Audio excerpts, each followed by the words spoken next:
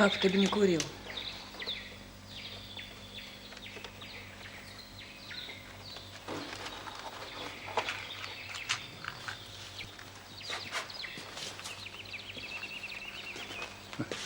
Кого угодно можешь стать генерала, профессор. Чтобы вот... Ну почему? Это ее среда. Она и продает, потому что ее тяготит наше присутствие. Ты нас не развернешься. Не надо, пожалуйста. А я не о дяде, папа. Не надо. А не нужно, не нужно. Не нужно. Ни хорошего, ни плохого. Не нужно. Факт, конечно, прискорбнейший, но ну что делать? Она много сделала для Феди в последние годы. Да что она сделала? Алина, я прошу тебя. Не надо, не нам судить. Он ее любил, она его вдохновляла, помогала ему. А тут Свет она ему помогала. Алина, я прошу. Теперь тебе хочет помочь. Я тебя прошу, не нужно. Во имя Фединой памяти не нужно. Ну ладно, хорошо, молчу. Помогала, так помогала.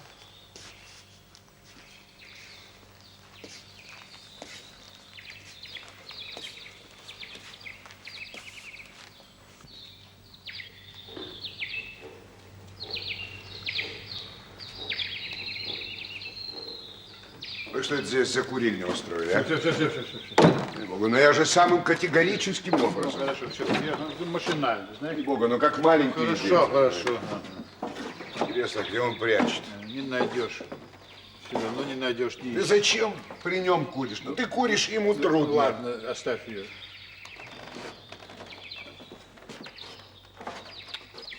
Знаешь, девушка, новости. Да? Что, кто-то приехал? Да, приехал. Покупатель. Приехал. Вот какие у нас новости. Так, понятно. Вот матч. Ходит ему, там все показывает, товар, как говорится, лицом. А мы сидим, отдыхаем напоследок. Нет. В городе вам летом делать совершенно нечего. Вот не знаю. Не знаю, хозяин, барин. Я сейчас поговорю с Мариной Анатольевной. Я надеюсь, что до конца сезона вы еще здесь пробудете. Лева, не ходи, слышишь? Ее там нет.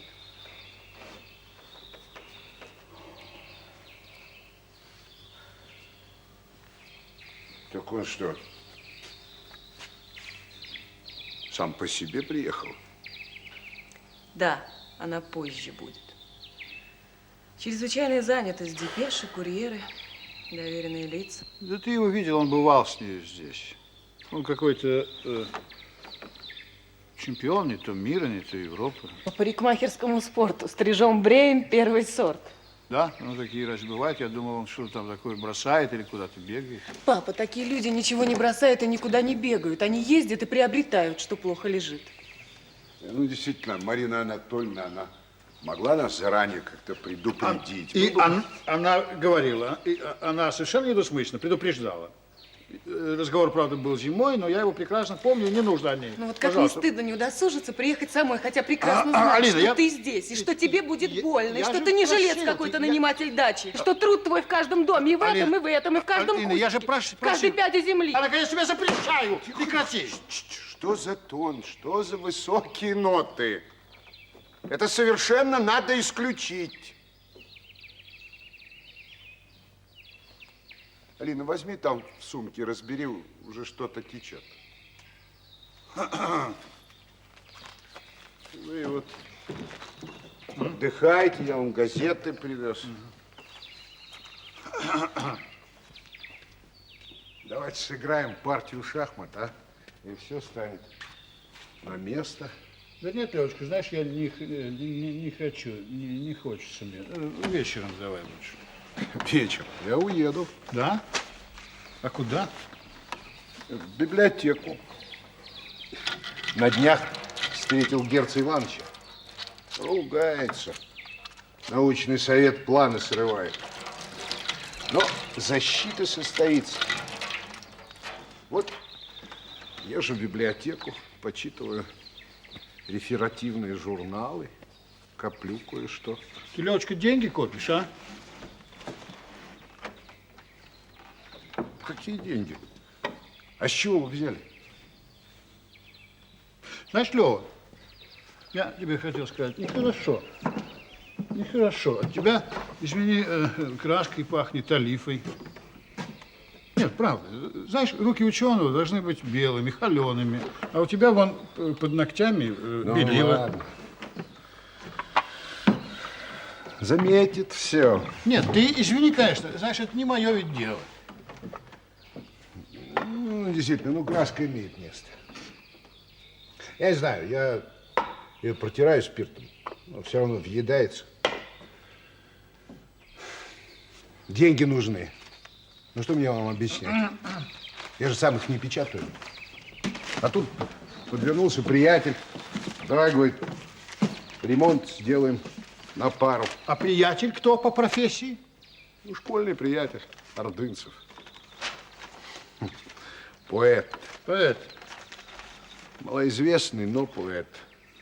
Там печатается. Да мое какое дело. Ну да. И что, большая очень квартира? 3 комнаты. Да. Кухня, все остальное.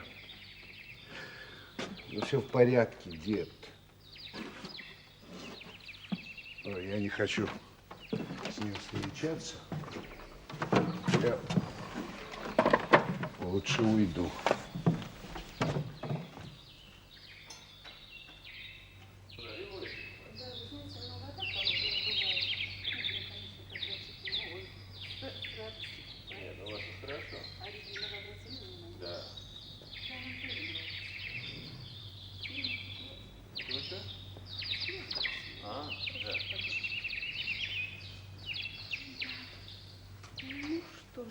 Да. А вот там у нас угольный сарай, а это гараж. Если хотите, пожалуйста, можете взглянуть. Впрочем... Маша, табурет. Чего? Табурет. Впрочем, нет. Вы знаете, ключи от гаража у Марины Анатольевны. Мы ведь им не пользуемся. Ну вот это все. Благодарю вас. Пожалуйста.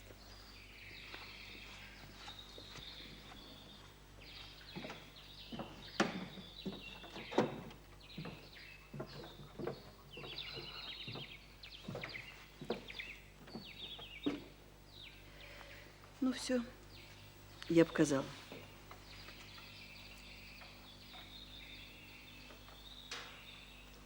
Вам понравилось? Да. Я ведь был здесь пару раз. Но в основном вечером горел этот фонарь. Да, простите, я даже не помню, меня вам не представляли? Королёв. Я нужна вам еще? Благодарю, нет. Да, простите, вы не будете возражать, если я еще побуду? Должна подъехать Марина Анатольевна. Разумеется. Благодарю вас.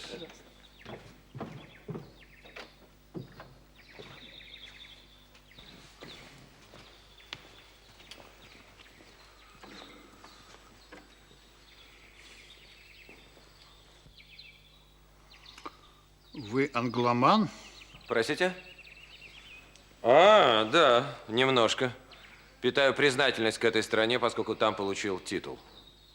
Ах, да, вы ведь, кажется, мастер мирового класса. Пока европейского.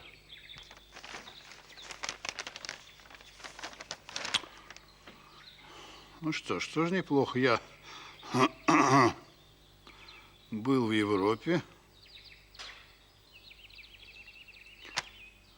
Там много парикмахеров.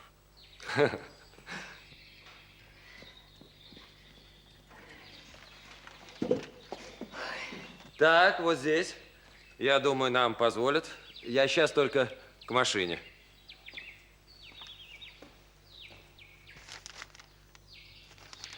Он что, собирается тебя подстричь? Да, я так обросла. А ты знаешь, кто он? Да, чемпион. Я спрашиваю, знаешь ли ты, что он покупатель? Ну, вот всего этого. Ну, знаю. И что тебе придется искать жилье, работу. Понимаю. Марина Анатольевна вряд ли возьмет себя на городскую квартиру. Конечно. Зачем ей это? И все-таки тебе важнее сейчас подстричься. Да не просил, он сам предложил. Так.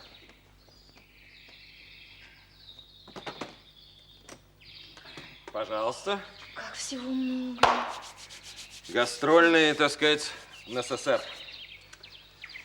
Так, садитесь вот сюда. Прошу. Не-не-не, вот так. Плечики повыше. Распрямились. Еще немножко. Удобно? Ветерок легкий. Ну, ничего.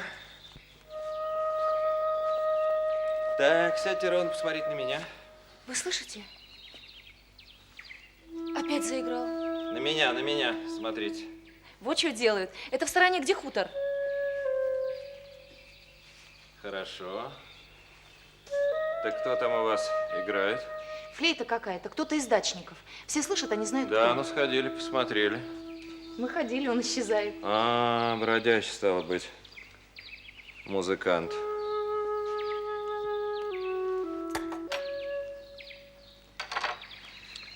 Подождите, у вас тяжелый волос. А это хорошо? Ну, с легкими я не работаю. В Лондоне во втором туре мне досталась великолепная модель. Волосы у нее были словно цельно литые. Такой, знаете, водопад угольного, я бы даже сказал, антрацитового цвета. Новозеландка, но устроена хорошо. Содержит фотоателье. Это она вам все рассказала? Нет, она не говорила по-русски. Опытный мастер по волосам может определить все. Возраст, социальное происхождение, национальность, образование. Даже? Знание иностранных языков, был ли под судом и следствием, семейное положение. Если покупка состоится, вы, вероятно, откроете здесь ателье. Не думаю, у меня это постоянное место работы, салон. Ко мне запись. Задолго? Но бывает, приходится месяцок подождать. У меня выходной, я могу себе позволить?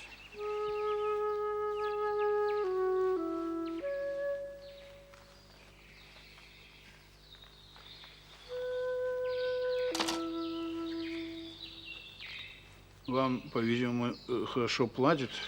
Платят по прескуранту. А вообще сеанс стоит 30 рублей. Сидите спокойно, с вас я ничего не возьму.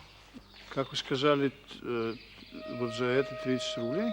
Не всегда, а если с обслуживанием на дому, то больше. Такси, повышенная трудоемкость. Но ведь это же сумасшедшие деньги. Вполне с вами согласен. Но я не виноват, я сам не знаю, как это произошло. Все хотят стричься у Кинга. У кого? О, простите, Кинг – это мой псевдоним.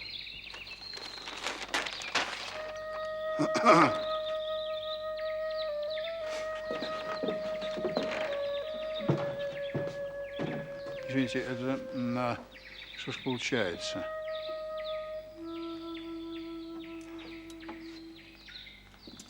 Моя пенсия и 3 ваших сеанса. Папа. Сейчас. Равны? Поверьте, я никогда не назначал подобной суммы гонорара. Она возникла где-то там, Где?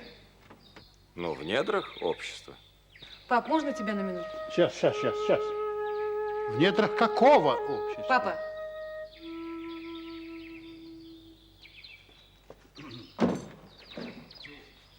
Разволновался старик. Понять можно, но в Штатах за такую стрижку берут $60. Общество. А? Общество. Это мы общество, а это паразиты.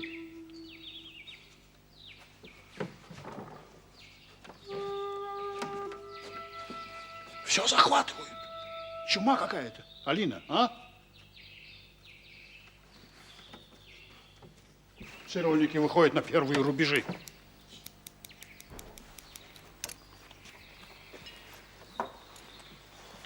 Ты думаешь, кто им платит такие деньги? Кто это такие? Это такие же, как и он. Лавочники, барыги.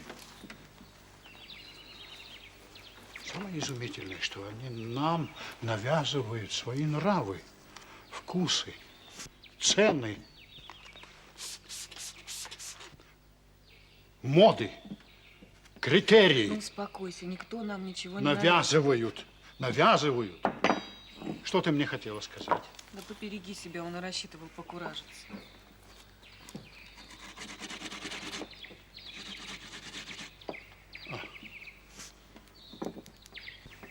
Да, наверное, ты права.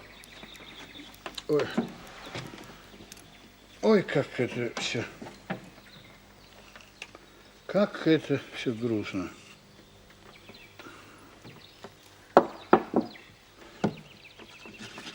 Надо уезжать отсюда. Я и дня здесь не останусь, домой. Домой, в город.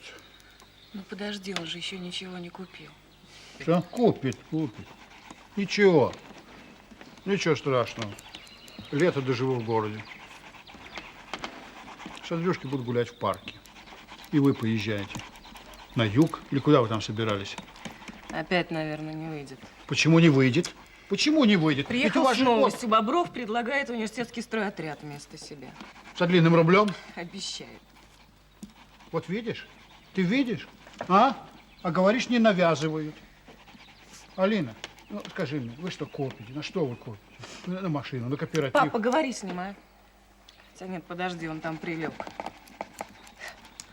Боже мой, я так устала от всего, как все тяжело дается. То с боем, это с неимоверным усилием, все какие-то жертвы нужно приносить.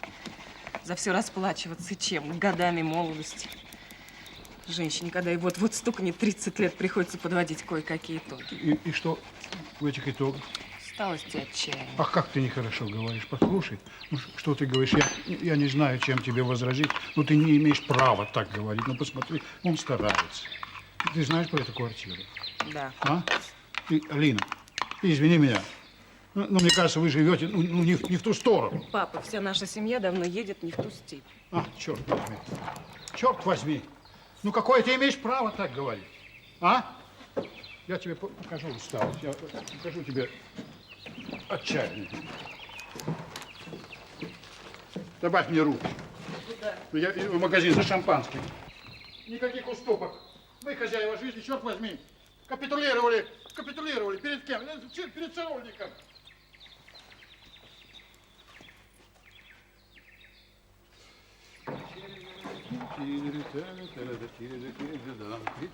Гребенки, щетки туда. Пришел по себе.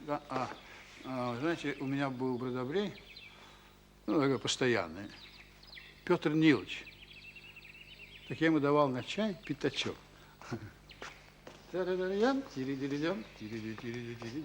Он что сказал? Про какого-то бродобрея. Головку вот так поверните. Я уже устала. Терпите. Вы хорошо учились в школе? Да, шла на медаль. Ну, дошли? Не надо мотать головку. Почему? Забеременела. Да? А что за это? Лишают медали? Да нет, награждают. Я поощрял девушек, рожающих сразу же по получению аттестата зрелости. В чем же тогда зрелость? Как отсюда чудно смотрится, особенно где рябина. Вам нравится? Да. Кажется, прожила бы здесь всю свою жизнь. Живите. Ну да. Ну, а почему я не видел вас здесь зимой? Я приезжал сюда несколько раз с Мариной Анатольевной. А она меня отпускала на эти дни. К маме, к папе? Я давно их не видела. Я ведь сама из Новгорода. А в Англии несовершеннолетним девочкам выписывают противозачаточные таблетки. Вот и у вас бы была медаль. А дачи не было. Страшно было зимой, а? Снег, луна, бродячие собаки, пустой поселок. Нисколько. Снег я расчищала, топила, смотрела телевизор. А с собаками мы дружили. Здрасте. Мое Здравствуйте. почтение. А это кто? Муж Алины Николаевны, врач. Но вообще-то ученый. Да, ученые. А поджечь не хотелось? Что? Дом. Да вы Да, что? да, сидите спокойно, я пошутил. А кто он? Кто? Ну, ваш соблазнитель. Вот такой же, да? Интеллектуал? Послушайте, какое вам дело? Спокойно, я сейчас заканчиваю. Не, я бы отомстил. Там за лесом все небо обложило. Будет гроза. Простите, можно вас на минуту? Я? Да. Пожалуйста. Так. Вам не трудно будет подержать? Всего секунду. Благодарю вас. Так. Ну, встаньте. Встаньте. Подойдите. Ну, подойдите. Ну, как?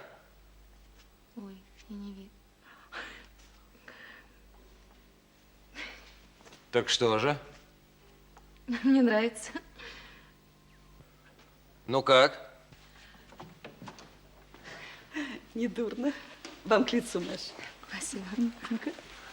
Так что же? Прелестно. А вам нравится? Да, возьмите. Ветерок нам немножко помешал. О, минуточку. Вот так лучше. Чуть-чуть в бок. Разницу улавливаете? Лёва, вы знаете, вам действительно так больше идет.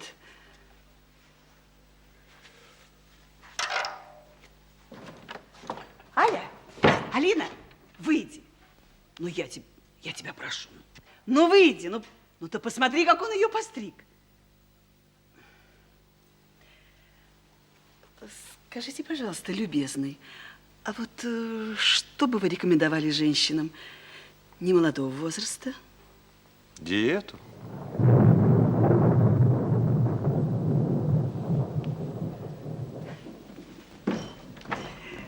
Я думаю, что Марина Анатольевна вряд ли приедет в такую грозу. И вот вы не скажете про него, что он невежлив. Кто? Кто? Да ваш ученый. Ну что вы, Лев Сергеевич очень вежливый человек. Вот, а про меня сразу моветон. Ну-то как? Чё как? Ну, вы мне не ответили. Мне нравится, спасибо. Смотрите себе в глаза. Мамочка. Замуж да пойдете? Что? Да ну перестаньте. На себя. Искренне вы или фальшивы? Сколько я вам... Ой, сколько я должна вам по прескуранту? Молодцом. Отлично.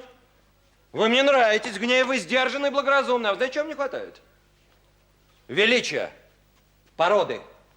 Вот как надо было сказать. Любезный, возьми, сколько мне там причитается. А сдача оставь себе. На чай. У меня так не получится. А хотите обучу своему ремеслу? Господи, ну Наставники ладно, нас я не почти. А хочу. это очень просто. Главное правильно взять лед. Вот суньте этот Да ну пальчик. я не Вот пальчик хочу! сюда, вот пальчик Мамочка, сюда. ну пальчик. скажите, сколько Ну полно. Если вы так смущены, то я не прочь получить небольшой гонорар.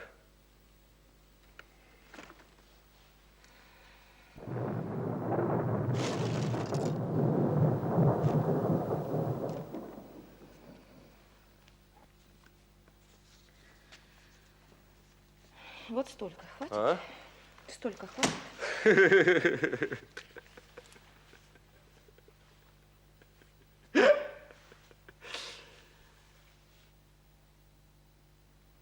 Нет.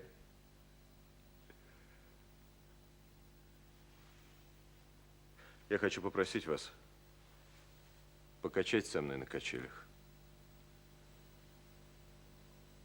Прошу вас, не отказывайте мне. Я вот не пойму, вы серьезно? Абсолютно.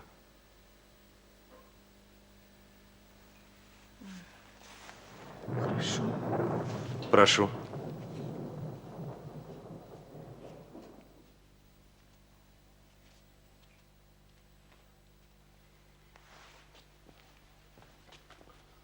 А вы как предпочитаете? Стоя или сидя? А мне все равно, как стоя, сидя. Тогда стоя. Волосы свободно будут лететь вслед за вами или впереди вас. Это красиво. Прошу. Прошу.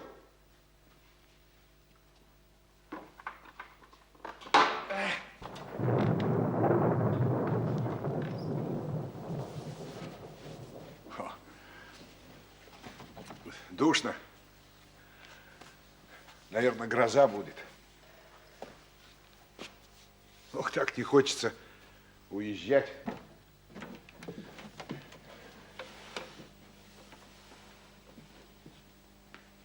Ну так останься.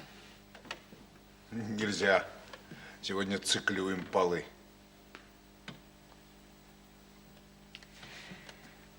Ну пусть ордынцев циклюют. Ну, у Ордынцева нет дарования. Как и к стихам. О, что ты сегодня недобрая. Из чего? Из-за этого? Да, знаешь, пошел он вместе со своими титулами.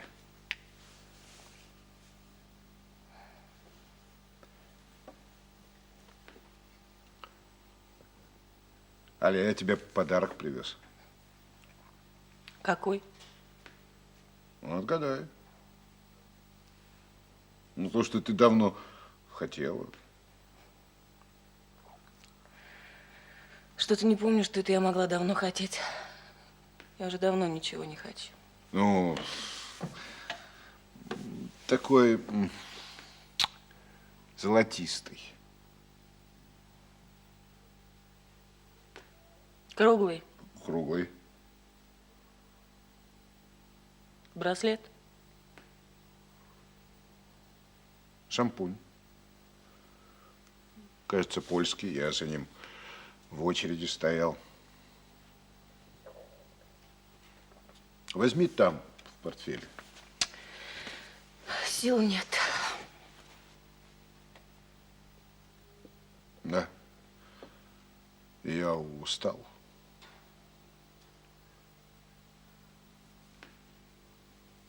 Что с тобой, Аля? Ничего. Душно. Вот и я. Это по какому А случаю? не по какому случаю, просто так. Жизнь хороша, настроение великолепное. Как говорит Пригоршнев, могу себе позволить. Слушай, этот старик Пригоршнев вчера останавливается возле калитки со своим рюкзаком. Говорит, Павлович, значит, это меня зовет. Павлович, идите, я вас угощу. До пенсии никого не угощал, ни себе, всем отказывал, а вот теперь могу себе позволить. Знаешь, как это? Могу себе позволить. И, значит, развязывает рюкзак и говорит мне, что предпочитаете, карамель, мармелад, нарзан и синтеки? Свобода выбора. А? Каково? Свобода. А убирать за вами кто будет? Здесь что, дача или помойка?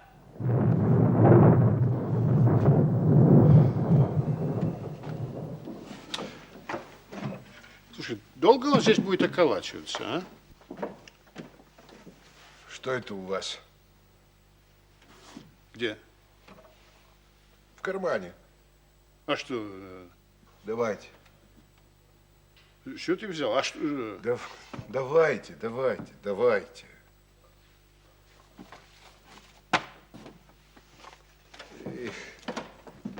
И шампанское вам пить не следует.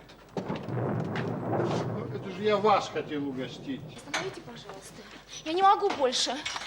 Ой, я прошу вас, остановите, пожалуйста, я не могу больше, мама! Ой, я боюсь, остановить! Мамочка, ну остановите! Остановите, стойте! Вам говорю. Что там происходит?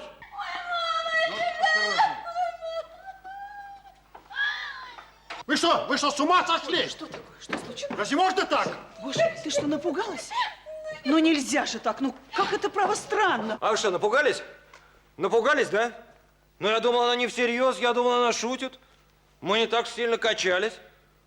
Вы слышали, она кричала. Кричала? Ну, это, конечно, нормально. Кричала. Вы когда-нибудь были в Цепикио? чем это здесь? Не, ну вы скажите, были или не были? Был. Ну, помните, там на летящей стреле непременно кричат женщины. Все стоят внизу и смеются, она летит стрелой. Балда! Ну, вот видите, все это не всерьез. А вот ваша жена, я думаю, так бы не закричала. Даже трудно представить себе, что так вот. А-а-а. Ваша жена. Вам не кажется, что надо перед ней извиниться? Перед вашей женой? За что? А почему здесь моя жена? Перед Машей. А, да, вы правы. Попозже я это сделаю. Затем, мне кажется, Марина Анатольевна вряд ли Кстати, примет вы знаете- такую грозу. Она вас любит. Кто меня любит? Маша. Бросается в глаза. Поосторожнее. Послушайте, а что вы здесь делаете, а? Я? То, что и вы, мне казалось. Отдыхаю на даче писателя Табунова. Временно. На даче вдовы писателя. А, да, вы правы, существенно.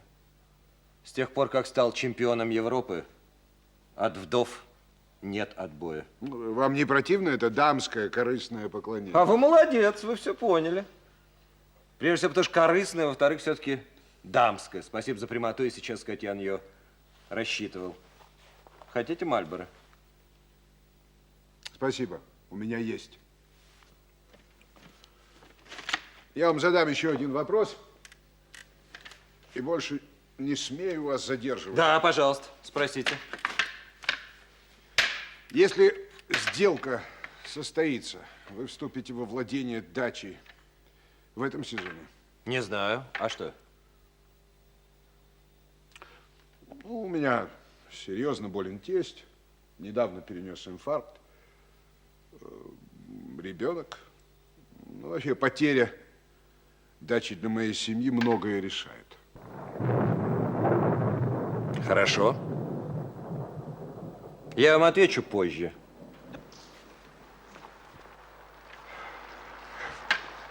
Вот вы все откладываете, а я в этом не вижу никакой нужды.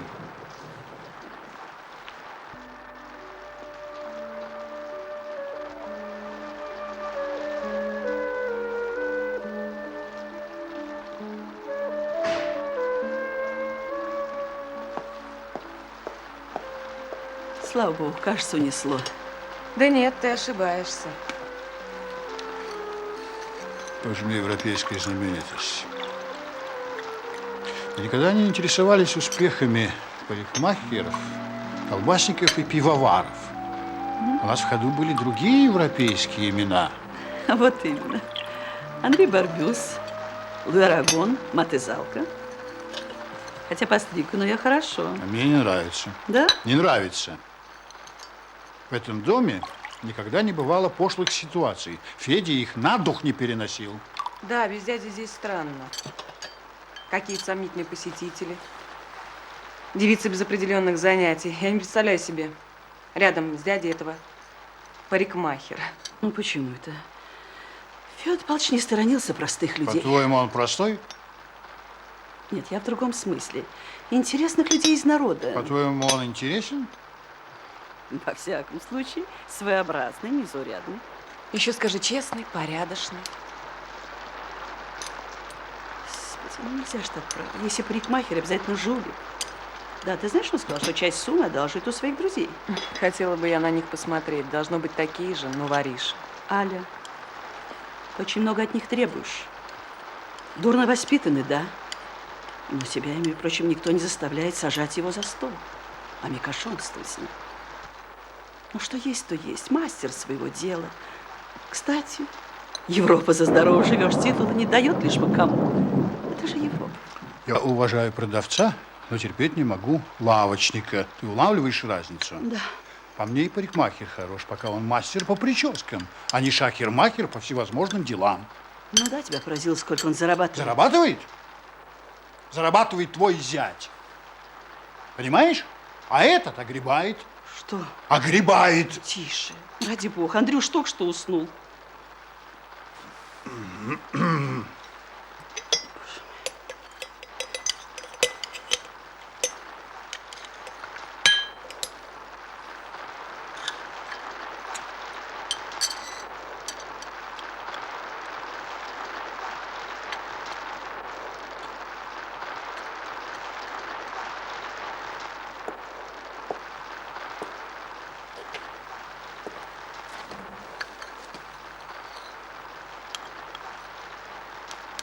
Слушайте, а он еще здесь. Ну, кончится дождь и поедет. Лёва, скажите, а что сыр вы покупали в Елисеевском? Да. Тогда могли бы зайти к Филиппу и там взять баранок. Это же рядом. Он так и сделал. Да? Нет. Пахнет прогорклым маслом. Хватит. Это нет Филиппа. Хватит. Не корчи из себя барыню. Ешь, что дают. Тише, боже мой. Вечерний сон. Легкий. Вечерний сон легкий, дневной чуткий, утренний сладкий.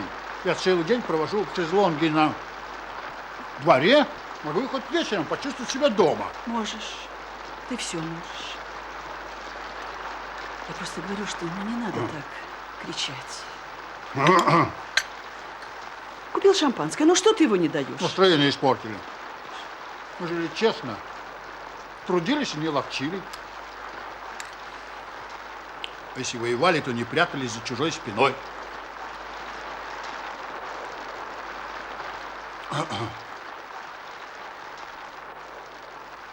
Мы были терпеливы и доверчивы. Да, Коля, мы были очень доверчивы. Мереждатели работали не для себя, для вас. Ибо призвание интеллигенции жить не для себя, а для будущих поколений. И что же, для себя ничего не хотели? Хотели, но с достоинством. И не за счет достоинства, а во имя его. Мы были брезгливы в выборе средств. Спасибо.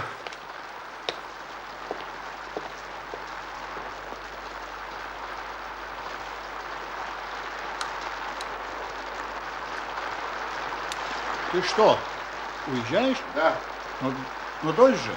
я возьму зонт.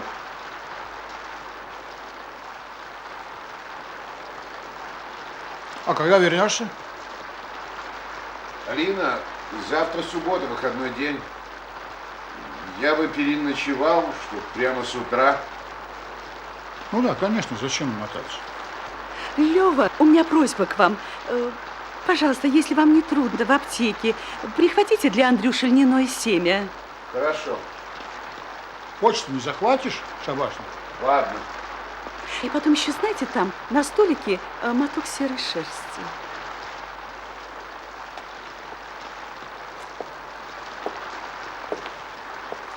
А тебе что принести? Ничего.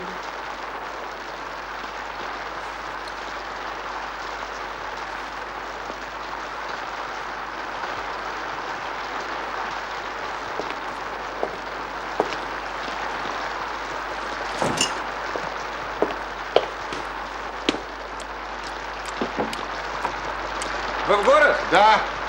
Садитесь. Садитесь, садитесь.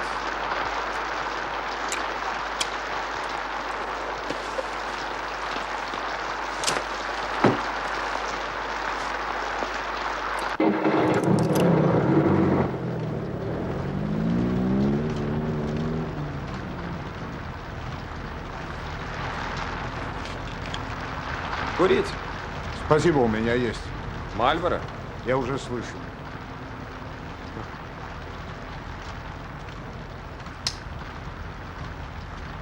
А вам доставляет удовольствие курить приму? Я привык. Привыкли или потому что они дешево? И поэтому. Но вы же ученый. Я МНС. Кто, простите, не понял? МНС. Младший научный сотрудник. Ах, младший. Но все равно. Зато научный. Быть младшим в науке, это же не то же самое, что старше, например, в парикмахерской. Вы тоже так думаете? Всяк хорош на своем месте. Вот за это спасибо. Вы знаете, вы иногда производите впечатление воспитанного человека. Ну что, я ужасный провиню.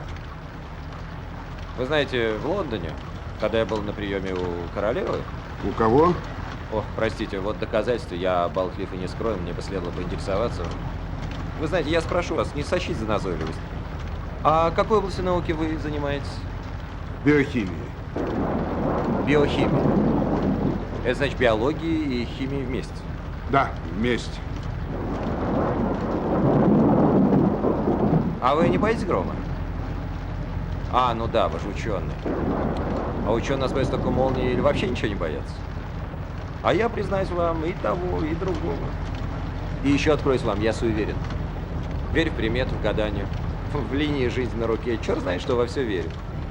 Черных кошек, например, панически боюсь. А вы не боитесь черных кошек? Да, так погодите, я что-то не совсем себе уяснил. Значит, биологии и химии вместе. Да. Странно. А в школе мы их проходили отдельно. В школе совершенно с вами согласен. А вы, наверное, хорошо учились в школе? Окончил золотой медалью. Как? И вы с медалью? А эта девочка? Она тоже шла на ну да.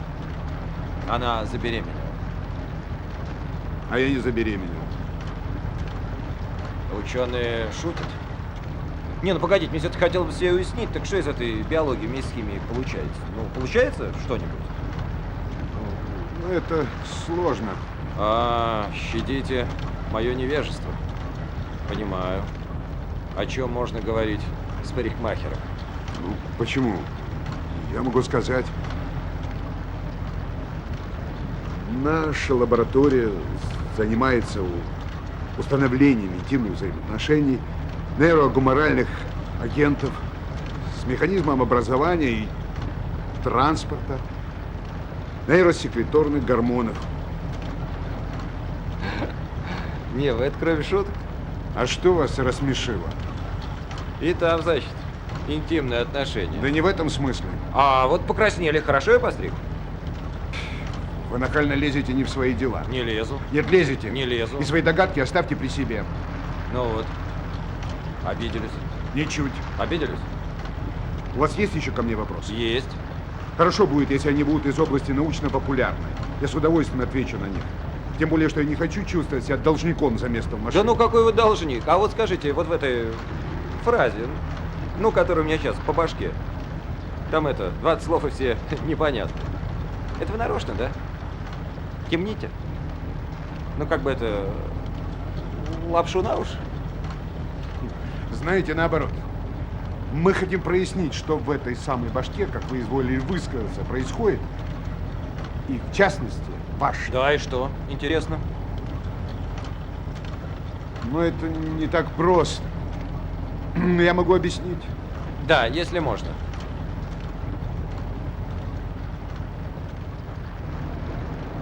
Вот, скажем, нервная клетка мозга. Да нет, лучше вот. Ну, хорошо. В чем ее назначение? Передача нервных импульсов, не так ли? Так вот, мы обнаружили, что нервные клетки мозга, гипофиз, гипоталамус, знаете? Да. Так вот, нервные клетки мозга при возбуждении вырабатывают некоторые гормоны и выбрасывают их прямо в кровь. Прям в кровь. Таким Поразительно. образом, там нервные клетки гипоталамуса как бы встают на защиту. Кстати, вы знаете, у меня для вас есть отличные джинсы. Что вы сказали? Я говорю, такому ученому, как вы, нужны приличные джинсы. Вы что, решили со мной дурака повалять? Так я ведь могу и пешком. Да нет, вы меня не так поняли. Я просто подумал, такая современная область, этот гипофиз, гипоталамус. А вы в этих шароварах, как перс древний. Не, серьезно, ваш размер у меня в багажнике. Я прямо сейчас достану. Нет. Да почему? Да что, обиделись, что ли? Подумали, вот шельма с полоборота форцует, загнет сейчас трехзначную цифру? Да я ж хочу подарить вам эти джинсы. Я от посторонних людей подарков не принимаю.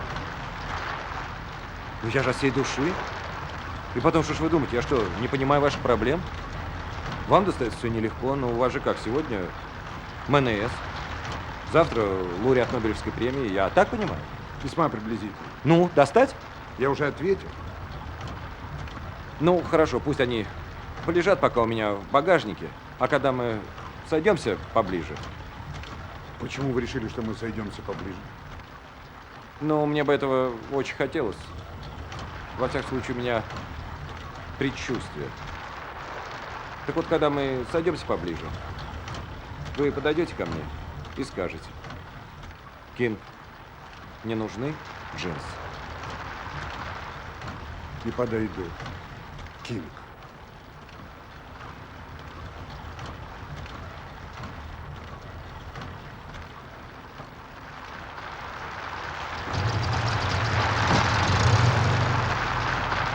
Почему?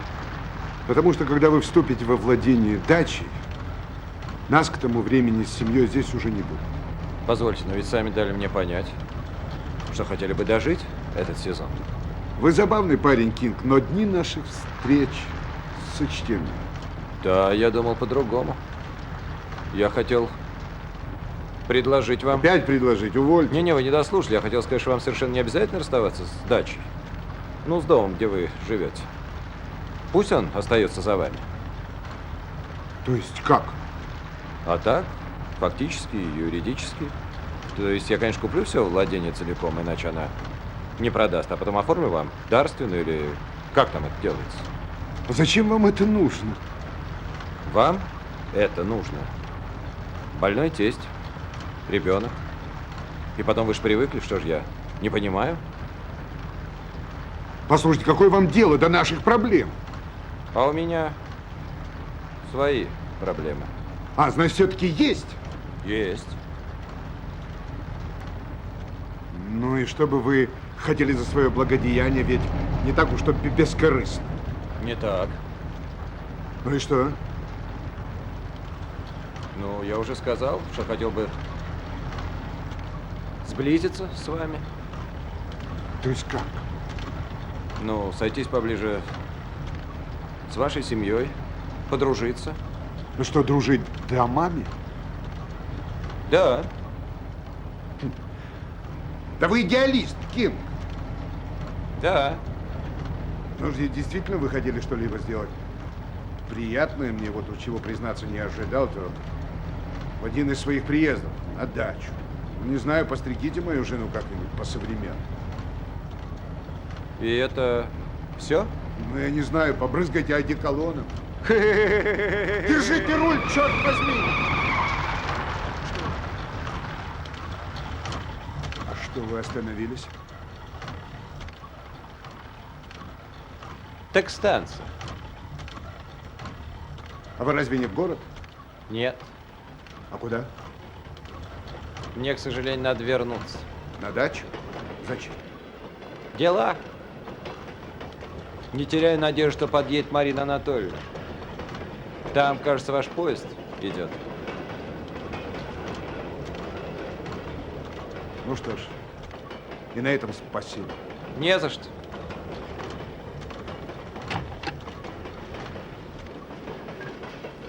До свидания.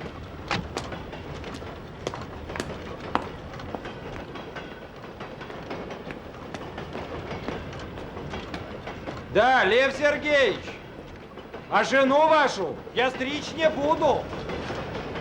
Не буду, Лев Сергеевич.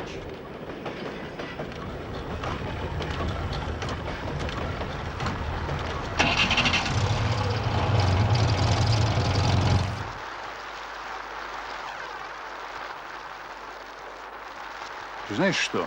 Не дергай его, а? Не будь ему все время живым укором. Все-таки человек старается, ты же видишь. Дай ему немножко времени. Папа, а если он все равно ничего не добьется? Кто мне это время вернет?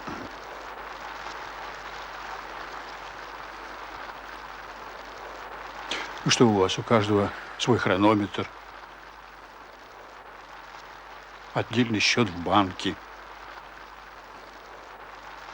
Вы чужие. Моя радость – ее радость. Моя неудача – ее неудача. Так мы жили. А как иначе? Как иначе? Как еще? Ну, объясни мне. Ну, разве можно жить вместе, друг друга подстерегать? А я наблюдаю. Ну, нехорошо, нельзя. Не только за ним, вообще за мужчинами. Да, ну и что? Печальная картина, папа. Почему-то большинство из них ставит перед собой миниатюрные задачи. Чуть-чуть денег, немного мужской доблести и маленькой славы в кругу 10-15 человек. Что тебе нужны Геракловы подвиги? Да нет. Просто хочется чего-то прочного, на что можно было бы опереться. Да что вы все опираетесь? Что вы упираетесь все? Во что, ноги, что ли, не держат? Какая-то мания, слушай. Опереться или укрыться за широкой спиной, как будто вас кто-то бодает все время. Тише, умоляю.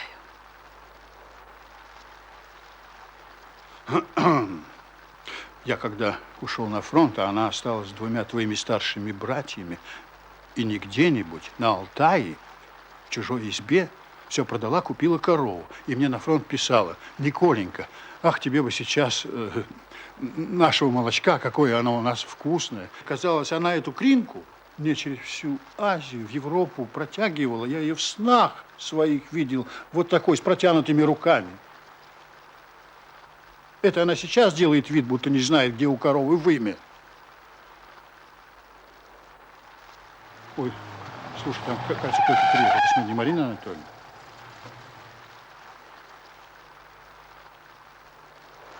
Пап, А, это снова он. кто? Кто? Бродобрей? Слушай, какого черта ему нужно? Да я полагала, они с Левой до города. Вот наглец какой, ведь дали же понять человеку. Сейчас пойду посмотрю. Пап, ну приехал, пускай Да стоит. подожди, Какое я нам посмотрю. Гигант. Хозяин, покупатель.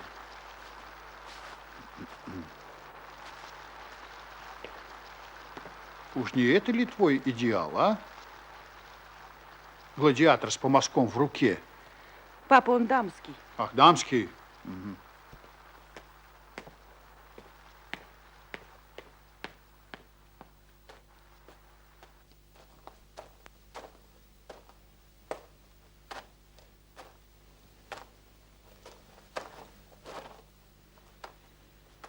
Мое почтение, сэр. У вас что-то случилось? Ничего, ровным счетом. А, я уж думал, вы с моим зятем к городу подъезжаете. Он отправился электричкой. А, Гроза миновала. Озон. Сон сел, слава богу, не в тучу. А то выдастся выходной, верите? И не искупаться. ну, с вашими-то возможностями. И что? Вы могли бы купить себе дом не здесь, а где-нибудь, скажем, Монте-Карло. А? Ну что вы, я патриот. России тоже нужны хорошо постриженные граждане. Да. России нужны порядочные люди. А что, их мало? Опять не хватает? К сожалению, хорошо постриженных больше. Вы знаете, мы на фронте мало беспокоились о прическах, однако избавили мир от чумы. Кстати, вы знаете, что титул воинов-освободителей нам присвоила тоже Европа? Да, я знаю. Вот вы заговорили о фронтовиках, и я вспомнил про одного своего знакомого. Вы в каких местах воевали? Первый Прибалтийской. Во-во-во, вот он тоже в Прибалтике. Возраст примерно вашего. Может быть, вы даже и знакомы. Но это же не обязательно, фронт ведь большой. Вы в пехоте? Я был огнеметчиком. Нас предавали пехотным подразделением. А, это такая огненная струя. Огневая смесь. Очень страшно, я видел в кино. Мы выжигали огневые точки противника. Что, струей? Почти в упор. Дальность полета огневой смеси всего 25 метров, так что представляете, как близко приходилось подползать. А за плечами смерть.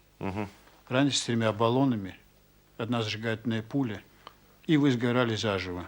Кошмар. Вот мой знакомый тоже черт знает что рассказывал. Правда, он пехотинец, майор в отставке, прошел всю войну в должности политрука. Так вот, он оригинально решил проблему своего летнего отпуска.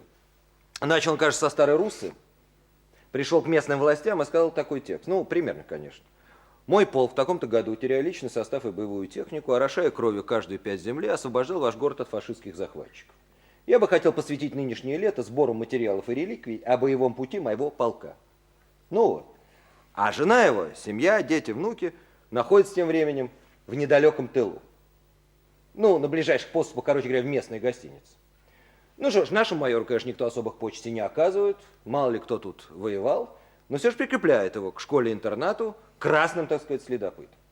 Ну, естественно, что там находится пара свободных комнат для славного воина и его семьи. Значит, несколько выступлений перед пионерами, встреча с допризывниками, а затем наш ветеран приступает к долгосрочному отдыху, присматривая за внуками и заодно подлечивая старые раны с помощью знаменитых грязей. Следующее лето он отдыхал где-то под Заросаем, тоже в неплохом курортном местечке. И далее 5 лет по местам былых боев, вплоть до Друскиненкай. Ну, там подросли внуки, опять-таки, польская граница. Рад бы, да хлопотно. Вот так мой знакомый майор прошел свой боевой победоносный путь дважды. Я, знаете, сижу и думаю, для чего это вы мне все рассказываете? Чтобы опорочить ветеранов? Да нет, что вы, клянусь вам, и в мыслях не было. Вы, ради бога, не подумайте. А потом понял. Это вы мне даете рекомендацию на будущее. Да нет, что вы, уверяю вас, вы ошибаетесь. Я просто поделился с вами в мягкой манере. Так вот, молодой человек, в ваших советах я не нуждаюсь. Я найду способ, как вывести мою семью за город. Да нет, ну чего вы взяли? Я не собирался давать вам советов. Я, напротив, я предлагаю вам. А вы оставайтесь здесь, наслаждайтесь, если заслужили право. Да нет, вы меня не так поняли. Я, напротив, я предлагаю вам. И уже предложил вашему зятю. Оставайтесь здесь. Да. Будем вместе отдыхать. Очевидно, пришло ваше время. Да будем вместе отдыхать. Я там, вы здесь. Вы что думаете, мне что, нужно отдать ее филиал? Что я там буду делать? Кур разводить? Или меня 7 обсело? Я один, понимаете, и пока даже еще не женат. Вы что, собираетесь этот домик сдавать?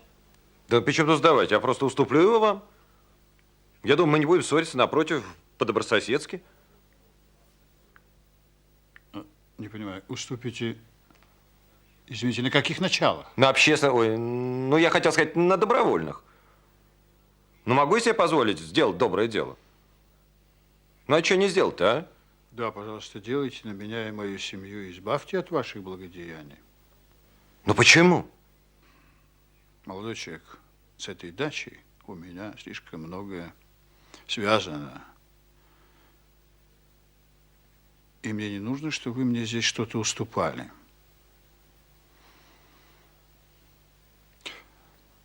Это я вам уступаю.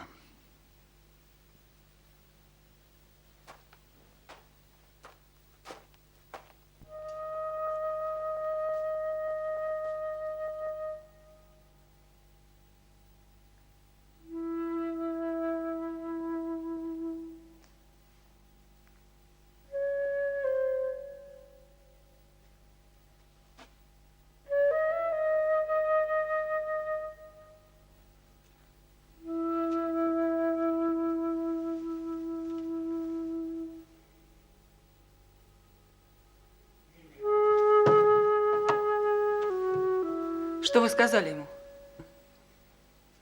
Ничего дурного, уверяю вас. А почему он разволновался? И куда он пошел?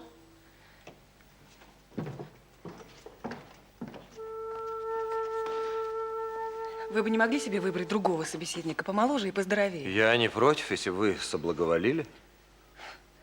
Фу, какая у вас смесь парижской туалетной воды и нафталина. А если не, соблаговолю. Ну, тогда я заставлю вас поговорить со мной. Заставите? Каким же способом? Пыткой?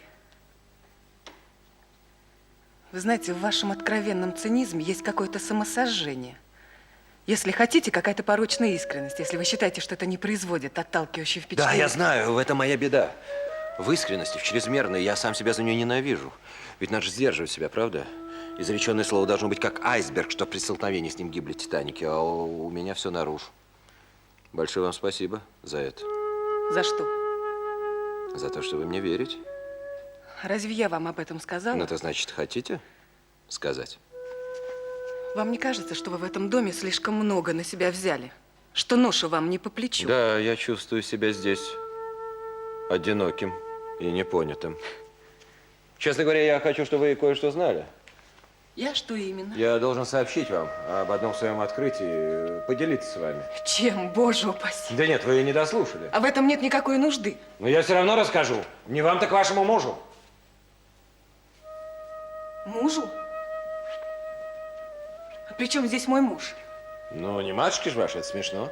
Слушайте, а вы еще шантажист? Это как хобби или профессия? Вы не должны так. Ну это ж гадко. Я напугал вас, простите. Да нет, я не боюсь Но вас. вы Да я не взволнованы. боюсь вас, и ничего не желаю слушать. Просто невероятно, как вы много себе позволяете. Садитесь.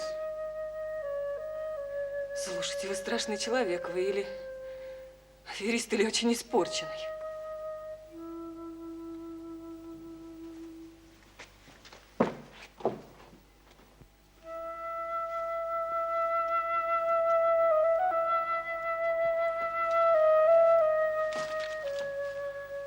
Когда я учился в школе, я был влюблен в одну девочку. А мы что, вместе учились? Не думаю. Слава богу. Я был влюблен в нее до потери сознания. Так говорится, но действительно терял сознание, когда видел ее близко и наедине. Вот как вас. Она тоже была влюблена? Наверное. Но не в меня. Так что же вы мне хотели сказать? Я проваливался куда-то, когда ее видел. И вообще жил не то во сне, не то наяву. То есть сон и явь перепутывались. Я все время с ней говорил о чем-то, что-то объяснял.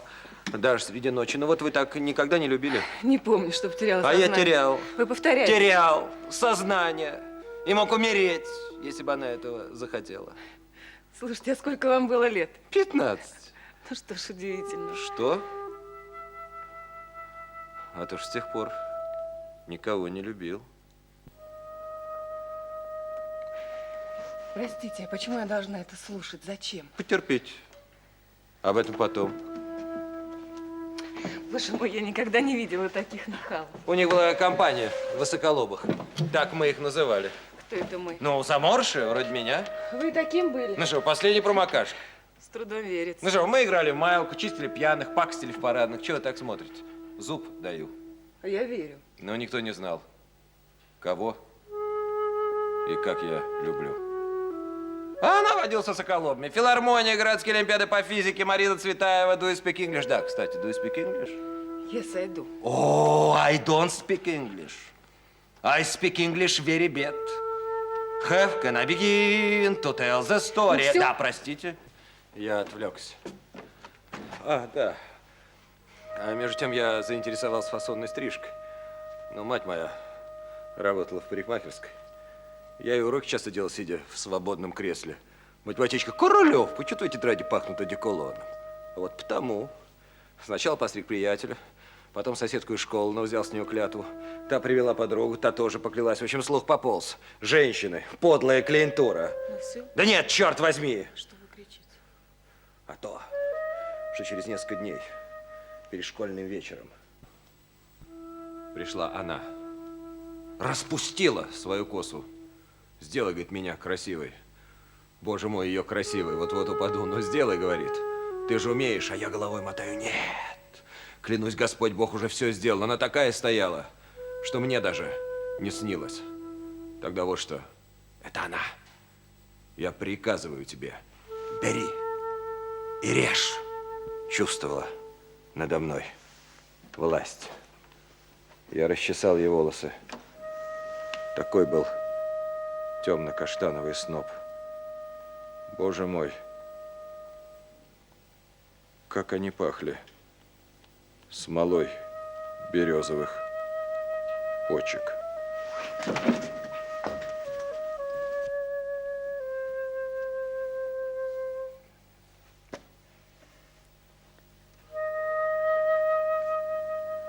Ну и вы постригли ее? Да. Я сделал тогда модную, мушкетерскую. Она сидела молча, смотрела перед собой. Только один раз мне сказала: сходил бы ты, вымыл руки. Чем-то от них разит. И я не обиделся, нет. Ну, появление в школе без косы было сенсацией. Конечно, она выдала меня, и когда я пришел в школу, вот уж было шуму.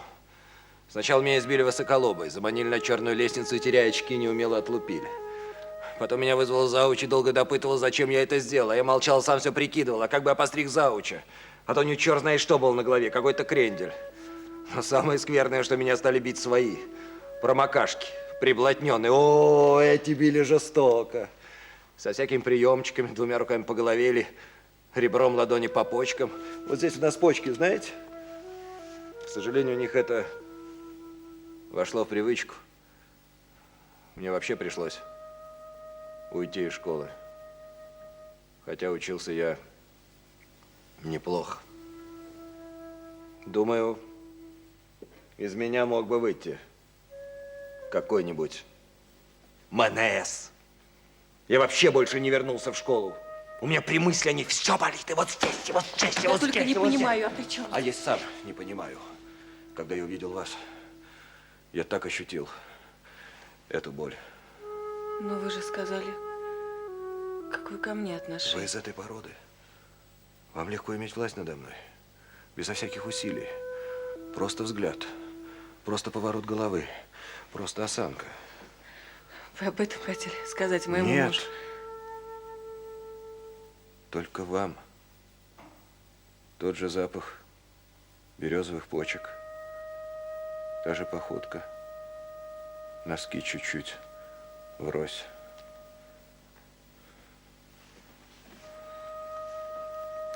Вы забываете.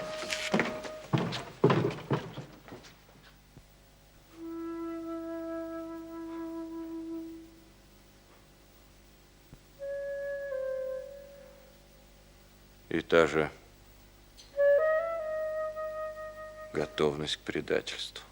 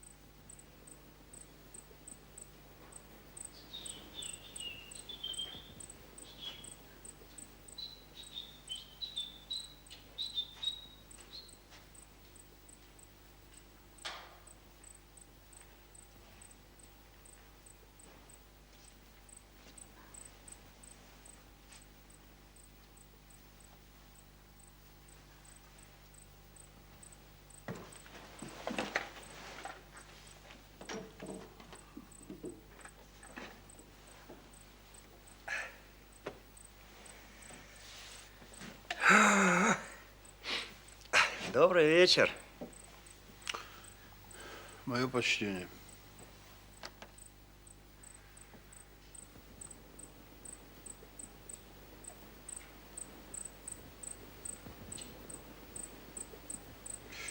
Я не помню, извините, вы курите?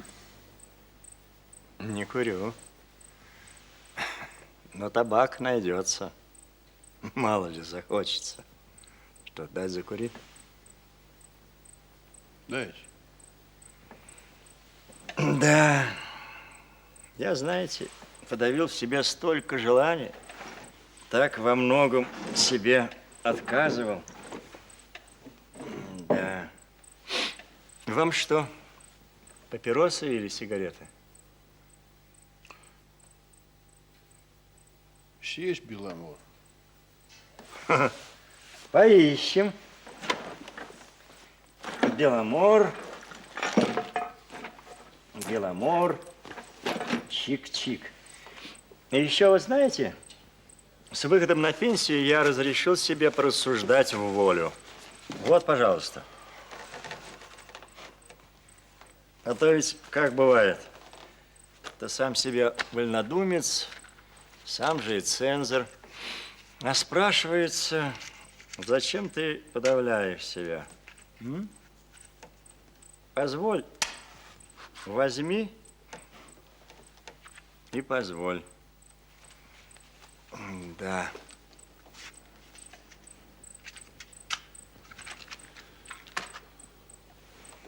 Вот, к примеру, что есть рождение и смерть. Это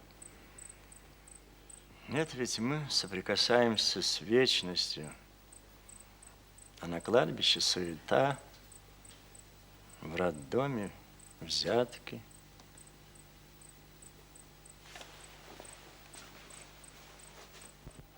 Я грешным делом думал, что хоть ты адрес. А это самое, а в четверг, помнишь? Да я был вместе. Да подожди, Извини, подожди.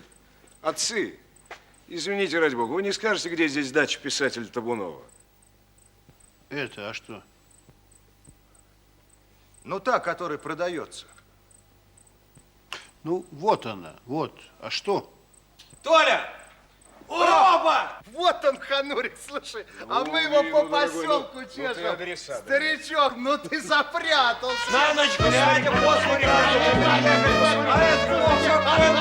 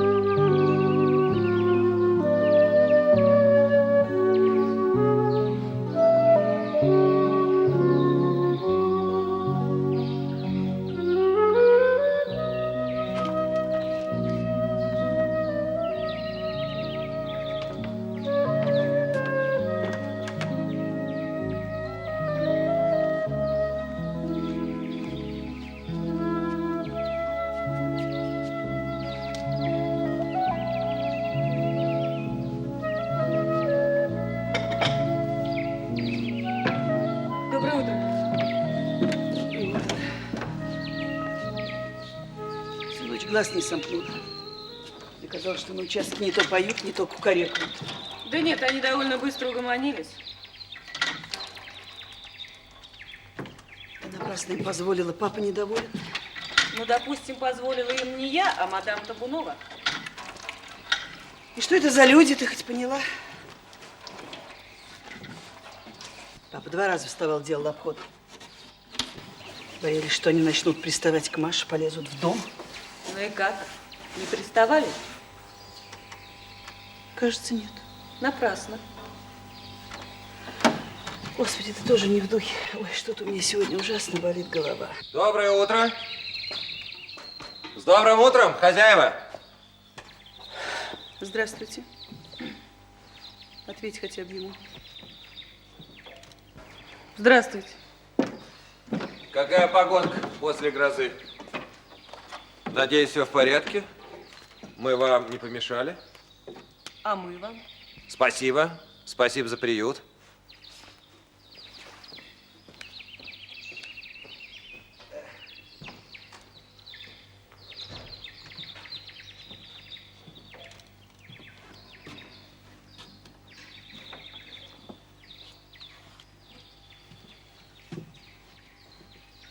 Папа сильно нервничает. С утра опять пошел звонить Марине Анатольевне. Ну зачем? Он думает, она его послушает. Ой, Господи, как все это не кстати, Аля. Папа сам виноват. Мог бы отсудить эту часть сдачи у мадам. Есть ведь в конце концов какие-то моральные нормы. Аля, ты знаешь, вот этот новый владелец... Он еще не владелец, мама. Хорошо, парикмахер. Вот он предложил нам безвозмездно пользоваться домом и впредь.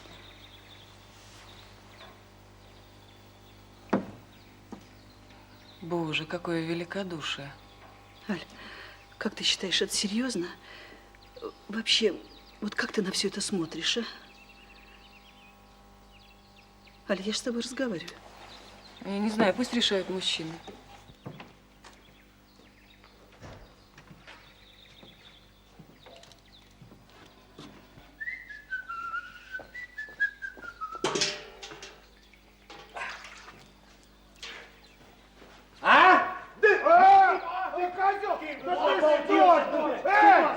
А еще немножко. Да главное, нас... А как старик?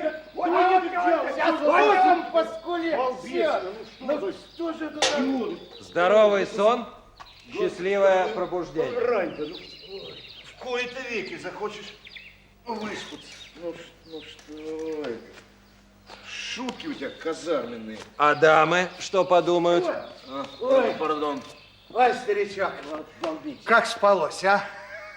Ай, старик, как спалось, а? Ай, как спалось, как спалось, как спалось. Слушай, а где бы тут... Толик, А, вода иди бросать далеко-далеко. Вон, видишь, там домик? ага, ясно, Поздороваться не забудь. ясно.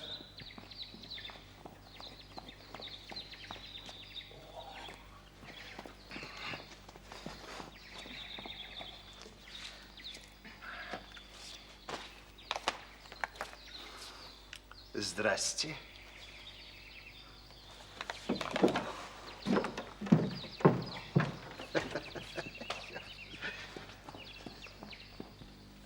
Ну ты и магнитофон был. Что за... Лесника.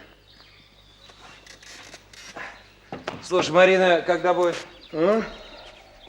Че? Я, знаете, не знаю. Сказала, к обеду будет. Ты вот, что ты с хозяевами, будь полояльней. Не задирайся, понял? Не хами. А ты ж говорил, они здесь никто. А у меня с ними свои дела. Да, а мне-то что. Спасибо.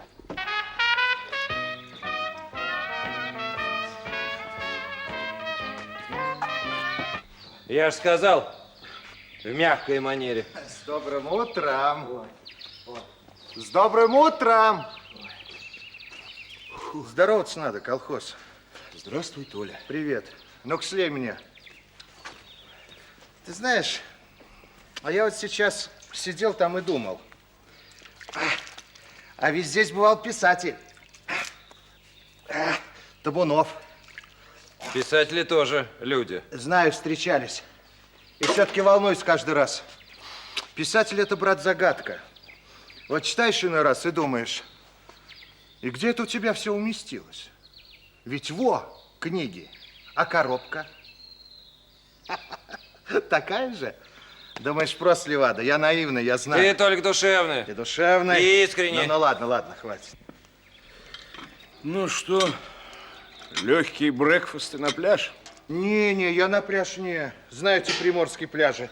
Бутылки, окурки, антисанитария. А дом не посмотришь? Так а что там смотреть? Да? Отсюда видно дом как дом. А я бы посмотрел. Чего? Там, наверное, есть маленько этого. Ну, люкса-то, ну, есть. Отсюда, видать, терраска с колонками. Это как его? Мезонин. Вова, люблю, когда с мезонином. А хорошо отсюда смотрится, да, Роб? Особенно это окно с рябиной. Да, сильно, старик. Сейчас я только к машине скажу.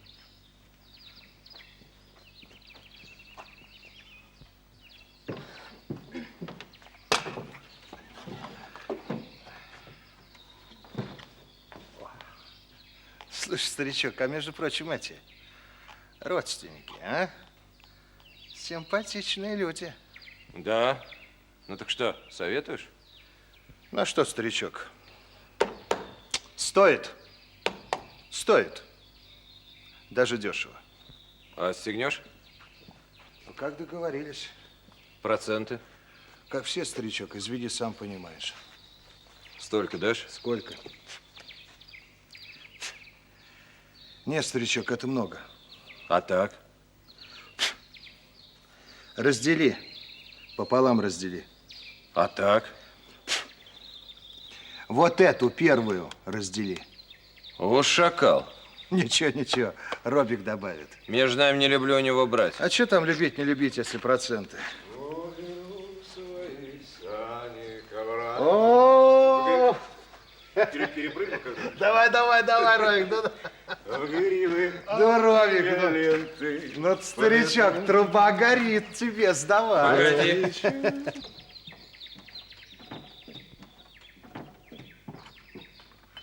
Погоди. Простите, Да. мы не сильно беспокоим вас, если позавтракаем за этим столом. Ну, конечно, от чего же? Наверное, там вытереть надо. Ради бога, мы все сами. Собственно, у меня есть предложение. Я вижу, вы тоже собираетесь завтракать. Может, мы объединим, так сказать, наши усилия? Нет, благодарю вас, не стоит. Ну, а может быть, все-таки... Я же сказала. Ну что ж, просим прощения. Приятного аппетита. Всегда к вашим услугам.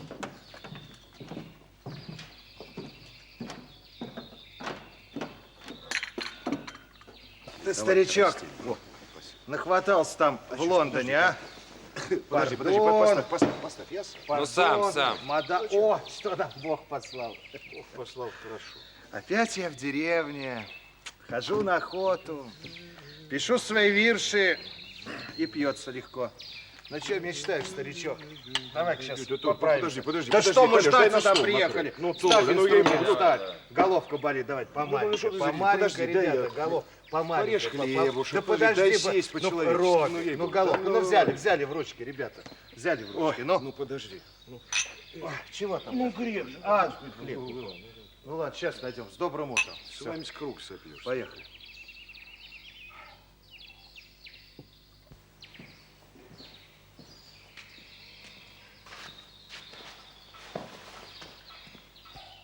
О, доброе утро. Здрасте. Не откажите нам в удовольствии. Присядьте за наш скромный... Отказал.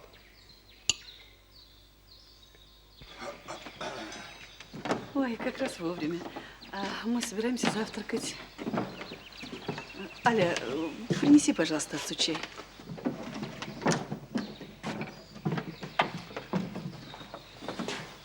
Они что, здесь уже окончательно поселились? Ну, боже мой, пусть позавтракают, на большое дело.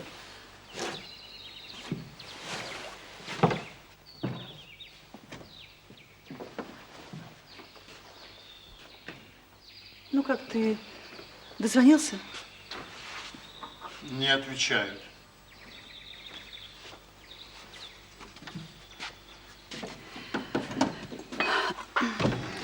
Ну, вообще, ты знаешь, они ведут себя в высшей степени пристойно. На все спрашивают разрешение, разговаривают негромко. Вам не будет это мешать? Чуть-чуть музыки. Не будет. Благодарю вас. От всей души. Ну ладно, я тебя прошу, не нервничай. Позавтракают и уедут. Это напоминает мне русскую сказку, как лисенька у зайчика гостила. Маша! Маша! Можно вас за минутку? Слушай, а кто это кружка? В комплекте сдачи. Маша. Прошу тебя, не обращай внимания. Не надо. Я тебе сказала, что они скоро уедут. Это мы уедем, а они останутся. И где бы мы ни оказались, они всегда будут приходить и занимать наши места. Что же это у нас, такие непрочные позиции, что можно так легко прийти и занять? Ну не Здравствуй, стесняйтесь. я Ну на просто шла секундочку. мимо, я Вы не посмотрите, хочу. какие орлы. Я не Вы хочу. посмотрите. Я шла Ну-ка, прочь мимо, руку. Маша, представляем вас своего друга, это Роберт. Он Вельзевул, постоянное место его работы в преисподней. Дым, пепел, красные сполохи огня, оглушающие силы удары. Гигантские тени страждущих и потоки огненной, очищающей жидкости. А я Анатолий. А этого юношу я представлю вам, когда он наденет рубаху. Надеюсь, он сделает мгновенно и невидимо. Черт, ну Прошу вас, ну Маша. дохватался Вот, там. садитесь. Вы вас очень Я шла просим. мимо, я шла мимо. Маша, вы нас очень обяжете. Садитесь сюда. Прошу вас. Вот так, вот так. Чувствуете Спасибо. Так. Прошу вас. Нет, нет, я не буду. Маша, это почти что шень-шень. За знакомство. Маша. А я вас видела. Да, где? Здесь. Вы приезжали с Мариной Анатольевной. Да? Было. Ну, а где наш красавец? О, смотрите, кто к нам пришел. Наличие, да. Это же наш добрый служитель водной стихии, родственник Посейдона Толик Левада. Он почти как Афродита вышел из пены. Доброе сердце вкупе с щедрыми живительными потоками воды очищает грешных, помогает усталым, обнадеживает отчаявшихся. За моих друзей. Давай, ну, Спасибо, я это расширяет сосуд до вас. Ну, Ну, нельзя, за нас я не вас Роберт, Маша, все свежее. Кто-нибудь, Роберт. Взяли ручку, ну вот так, и поехали. Вот так. Прошу тебя, ну успокойся. Ну давай я тебе еще подарю. Ну, пей чай, и не надо нервничать, не надо.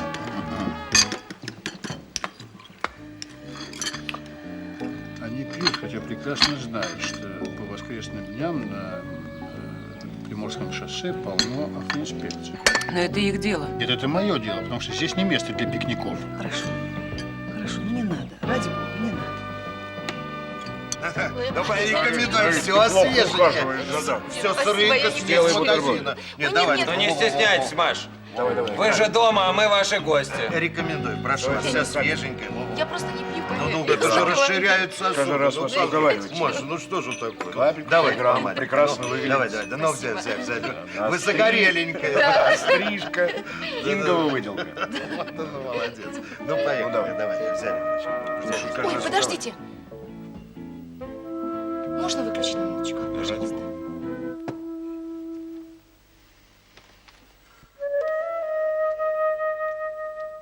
Вот. Слышите? Каждый день. Я как-то пошла, дай, думаю, посмотрю, кто это играет. И вот, может быть, осталось шагов 10.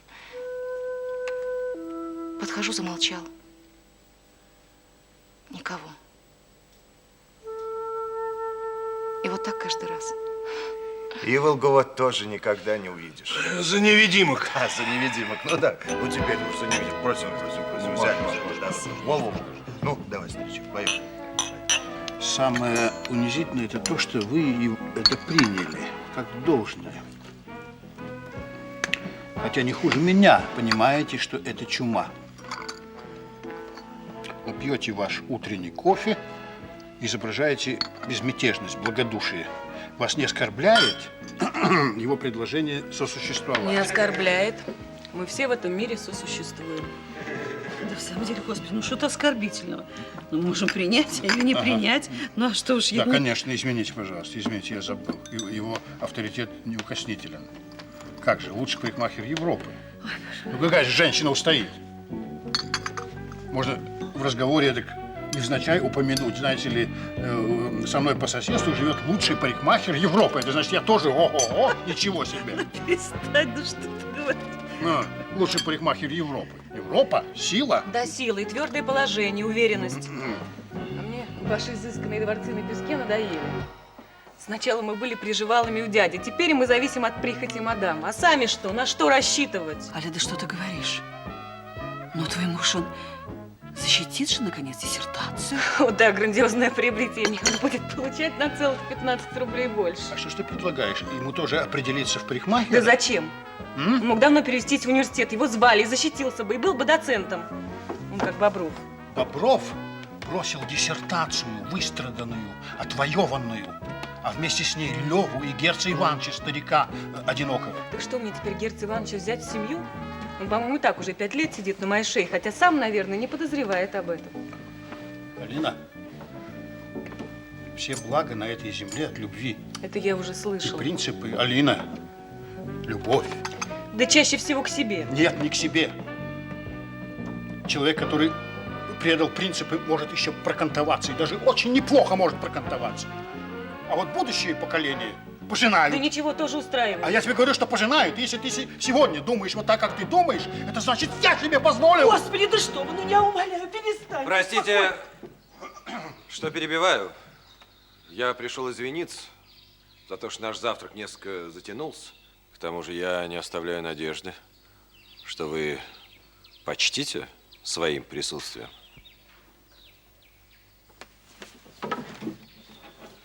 Да, почту. Милости просим. Мадам. Роберт, Анатолий. Меня зовут Алина. Очень приятно.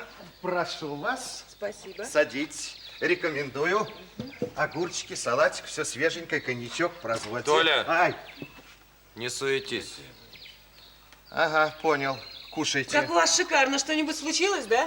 Событие? Да вот, друг у нас. Все в норме. Как говорится, смотрины. Никаких особых событий. Выходной день. За вас, за ваш дом. За ваше прекрасное будущее. О, насчет будущего здесь все в тумане. Ну, что-то не верится.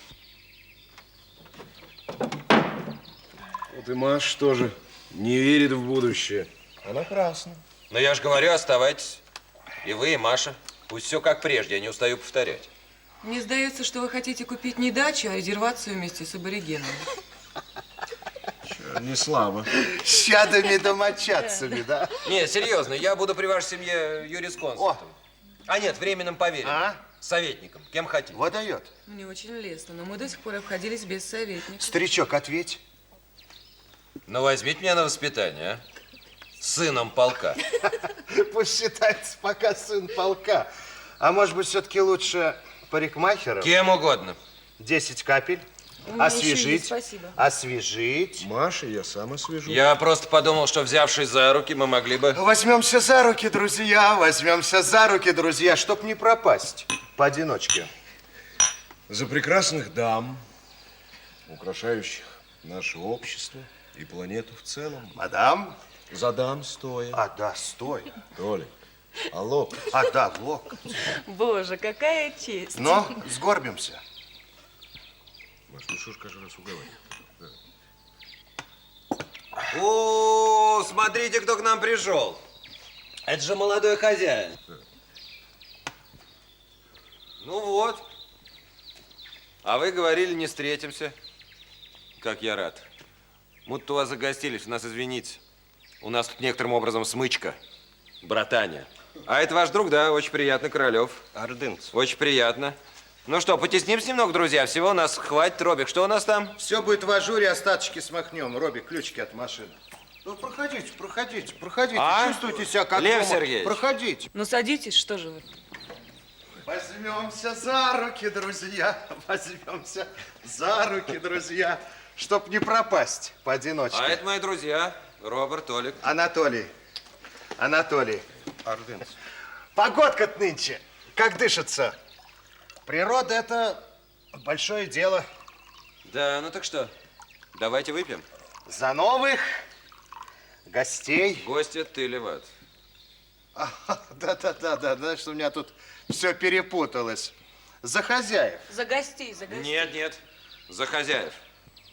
Мы все в этом мире гости.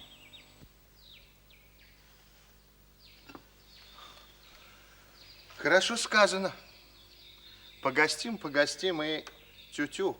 А нас с Машей это не касается. Мы всегда будем, да, Маша? Ну, пошли в школу.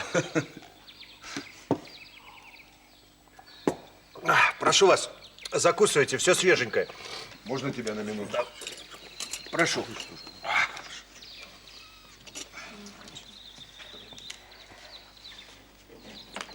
Что все это означает, а? Ничего. А тебя что-нибудь взволновало? Ведь вы же хотели работать весь день. Да, но он внезапно так вернулся.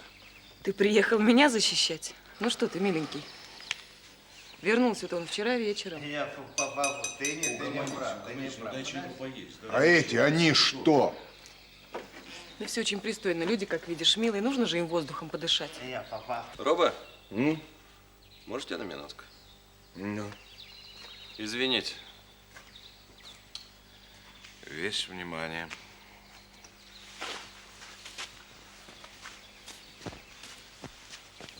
Все, Маша да Маша. Зачем? Красиво жить не запретишь. Ну, отдохни хоть один день.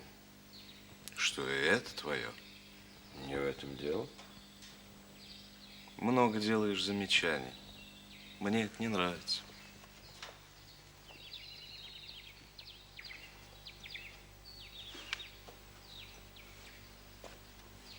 Ну что ж там чваниться-то? Тем более он сделал джентльменское предложение. Как он уже успел и вам об этом сообщить? Да, родной. Ну, пойдем? Неудобно шептаться за спинами у гостей. О чем спор? Да я вот вашего друга спрашиваю. Вы, говорю, философ? Он говорит, что да, мол, идеалист. Я говорю, это вразрез. Вразрез с чем? Вы меня слишком буквально поняли. Как, с чем? С мировоззрением? У нас в первую очередь материя, базис. Я верно говорю? Напрасно, старичок, я подкованный. Куда ты скачешь? Резвый конь. Мы на пляж сегодня выберемся, а, Маша? Я не знаю. Ну, а кто знает. Я исповедую всеобщую духовность материи. Еще Циолковский... Смотрите, как жарко становится. Да. Чудный день. Да вы Циолковского-то не впутывайте. Вы лучше сами скажите, что было сначала? Материя или дух? Вот сейчас выпьем и скажете. Вот и я говорю, надо к пляжу подтягиваться. Да вы пейте, закусывайте. Вот колбаска, вот сырок. Одним словом, базис. А ведь Ордынцев не столько философ, сколько поэт. Да. Вы ведь еще его главного таланта не нащупали. Не надо, Алина. Поэт, и он вам это еще докажет. Ну, так это же изумительно. Поэзии нам так не хватает.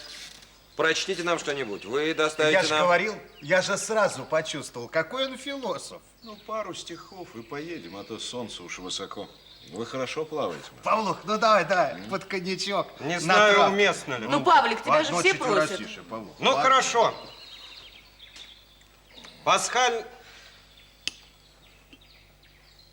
Пасхальная гроза. После свеч и фимиама, после храма первый гром, из угодий Авраама прянул жидким серебром, звуком райской канонады, веселясь и неспроста, может, праведники рады воскресению Христа, или небом отраженный звук земных колоколов к нам летит преображенный высшей радостью суров, или я все это к слову о любви хочу, но всемирную, Христову, набычную мельчу. Браво! Браво! Замечательно! Да, хорошо. Но закамуристо. Силен старик. И откуда это у вас? Ну еще, Павлик, еще. Продолжай, Павлуха, молодцом, продолжай. Хватит. Что с тобой, дорогой?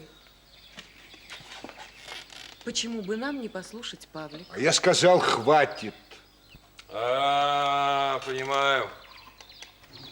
Не та аудитория. Да, Лев Сергеевич? А в чем дело, старик? Я что, не так сказал? Ну, стало быть, пасашок. Я вам чуть-чуть нашел. Ой, да не хочу я. Чуть-чуть. Алло, у меня вскипел чайник. Предложи гостям чаю. Замечательно. Алина, ну зачем ты с ним так? Он же наивный и доверчивый, как ребенок. А я ненавижу этих вечных детей.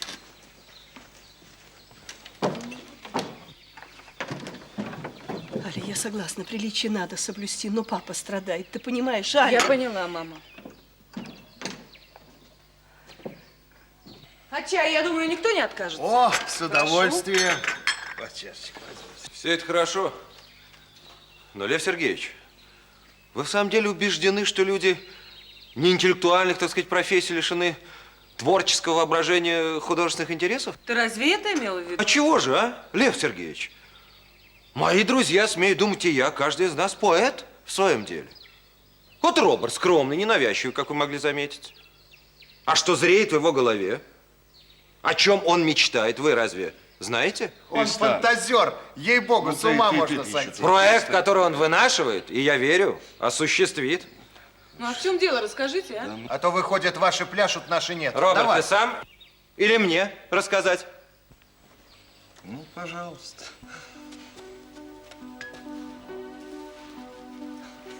Так. Ну, представляете себе сад. Такой тихий, тенистый сад с кривыми дорожками. Ну, одним словом, повороты, аллеи, пруды, плакучие ивы, горбатые мостики, тихая музыка откуда-то из-под земли. Пусть будут лебеди, а в самых живописных и укромных уголках этого сада беседки. Такие белые, увитые плющом, неяркое электрическое освещение, такие красные абажуры сквозь зелень. В каждой беседке гости, там 2 человека, там компания, а между ними по кривым дорожкам ездит ландо, запряженная белыми лошадьми. По специальному сигналу, там, я знаю, по мигающей лампочке. Ландо знает, к какой беседке подъехать. Человек в белых перчатках открывает дверцы, а там бар, напитки, закуски холодные и горячие, кондитерские изделия, лед. Все тихо, красиво.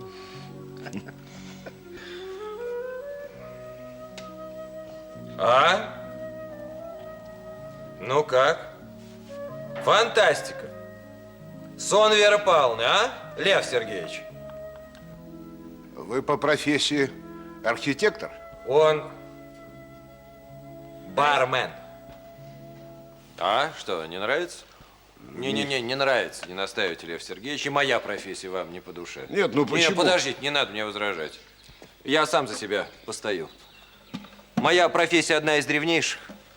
Я вижу ее в прошлом и настоящем, и будущее у меня не вызывает сомнений. Моя работа улучшает самочувствие человека. А ваша? Я наперстник Творца, снимаю все лишнее. А вы? Моя работа делает сегодня человека прекрасным. А ваша? Я знаю последствия своей деятельности. А вы? А вдруг случится, что результаты вашей работы пойдут человеку во вред? И будущее поколение не в силах совладать с ними. Проклянут зачинателей. Может, биологию с химией соединять не следует, а, Лев Сергеевич? Может, не следует соединять? Пожалуйте бриться.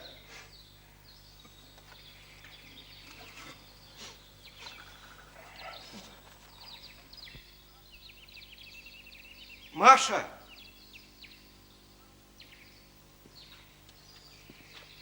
Маша, как я давно не видел тебя. Ты меня любишь еще? Девочка, милая, меня здесь плохо принимают. Ну, как я приеду? Но я думаю о тебе постоянно. Ведь Лёва передает тебе мои письма, стихи передает. Передает. Ну и что же? Что ж ты мне не ответишь, они тебе нравятся? Нравится? Ты печальна, Маша. Я тоже не весел. Но ведь кто-то должен из Мне нас... нужно искать работу и жилье. Жилье, да. Ну и чудесно. Мы будем искать вместе. Мне ведь тоже надо где-то жить, ночевать. И мы найдем вдвоем, это даже дешевле. То есть это проще. Мы дадим объявление. Я такие объявления видел. Муж и жена. Муж и жена, да. Снимут комнату. Сохранность вещей, чистоту гарантируем. Прописка не нужна. Я, правда, не знаю, нужна или не нужна. Ты меня любишь, Маша? Это главное. Я ничего. Я ни строки не напишу, если...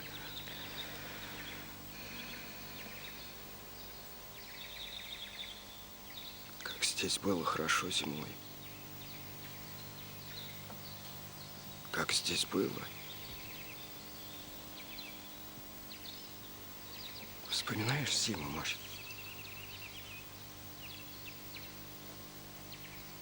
Вспоминаю. Ордынцев, Павлик. Зачем ты меня зовут? Иди.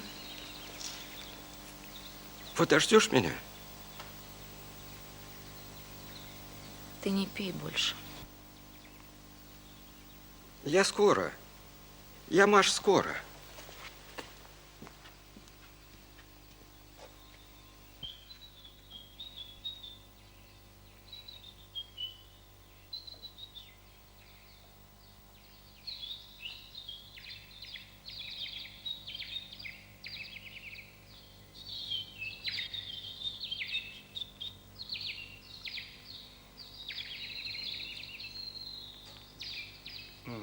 Добрый день, сударыня. Добрый день. Старичок здесь живет, пенсионер, вроде меня. Он не уходил? Ему не здоровится. Прискорбно. Думал, посидим, побеседуем. Ведь вы ж не станете со мной беседовать. О чем? В том-то вся и загвоздка. Каждой беседе свое время. А? Дайте-ка я вас хоть угощу. Нет, не надо, спасибо. я не Нет, хочу. мне этого хочется. Вы знаете, вы какие конфеты любите? Да я правда не хочу. Карамель, мармелад, шоколадные конфеты не ношу по причине жаркой погоды. Вот, знаете, сделайте милость. Хорошо, карамель. Вот, берите. Вот это можно? Можно. Спасибо. А вы берите еще. Вот это. И это можно. Спасибо. Одно вам могу сказать из опыта долговременной жизни. Знаете, ни в чем себе не отказывайте. Да, что захотелось, осуществляйте, не откладывая на потом. А то, вы знаете... О, видите, накопится. Что вы смеетесь? И другим не отказывайте. Да, вот что вам, к примеру, сейчас хочется? Есть желание?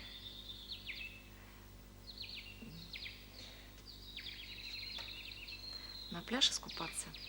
Вот и ступайте, знаете, ступайте без промедления. В этом на беглый взгляд суемудрии первейший смысл бытия. Отправляйтесь.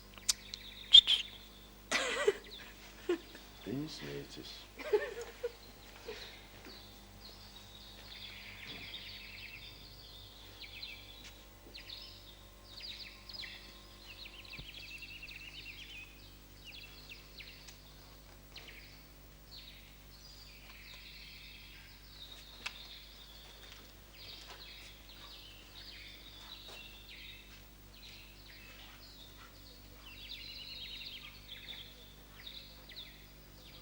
И чтоб покончить с этим, друзья, за всеобщее творчество, за артистизм. Не-не-не-не-не. Стоп, Стоп.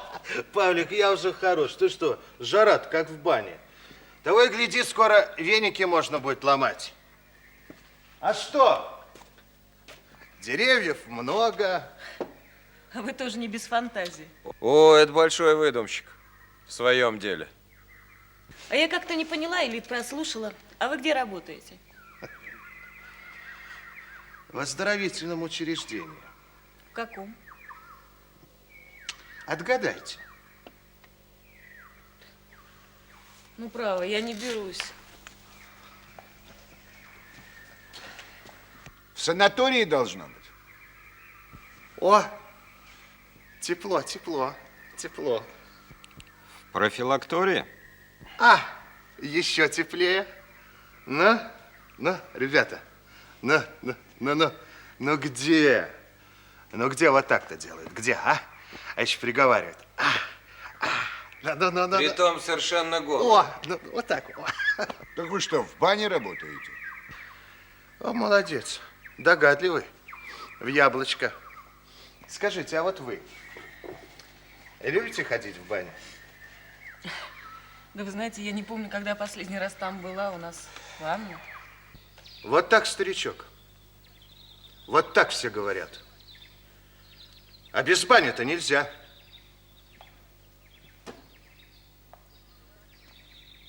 Культура бани имеет большую историю. Бани делятся на русские и финские. Первая, как мы называем, операция «Березовый лист», чрезвычайно полезная. Вылечился Ваня, помогла ему. Баня. О, банька с влажным парком. А финский сауна – это ж наслаждение. Между прочим, в Финляндии их 750 тысяч, у нас меньше, но лучше. Мы их сильно не раскаляем, температуру держим 90 градусов, у них 100. А это большая разница. В моем ведении банька смешанная, и то есть, и то. Милости прошу, приходите, буду. Очень рад. У нас ведь полный комплекс услуг. Парикмахер, портной, массажист, мозольный оператор. Это, кстати, большое дело. Не говоря уж о том, кофе-экспресс, чай из самовара, пиво. Кое-что еще. Кстати, выбил полставки. Хотим пригласить врача-консультанта, желательно с ученой степени. Это Вот еще Лев не все. Сергеевич, без 5 минут кандидат. У него медицинское образование. Лев Сергеевич, можно вас на минутку?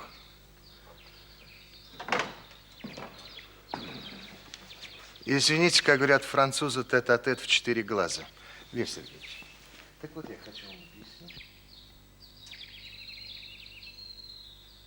Вы потребитель оптовик? Да.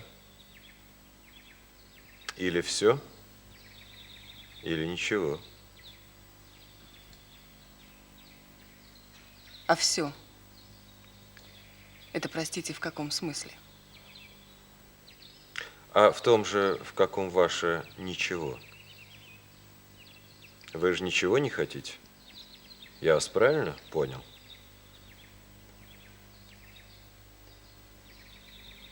Похоже. Не, ну все-таки подумайте. Нет, благодарю. Поразмыслите. Слушайте, попросите его подумать. Ну, раз в неделю не такое же бремя, а за оплатой фирма не постоит. У нас ведь разная клиентура. О, у него широко дело поставлено. Юбилей, защита дипломов, дни рождения. Я вот не помню, Толик, свадьбу еще не справляли? А то ведь большой кайф можно словить. Жених парит невесту, свояк своячницу, гостей запустить в бассейн. Ты, брат, у нас шутник.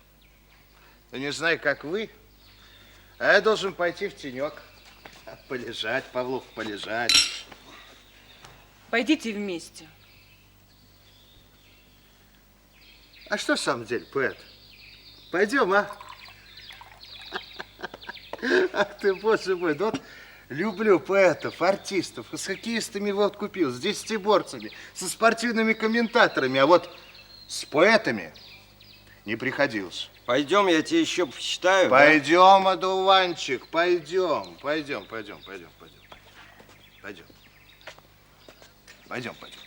На пляж? Да ну, к черту этот пляж. Мы с тобой лучше на травку. Травку любишь, а?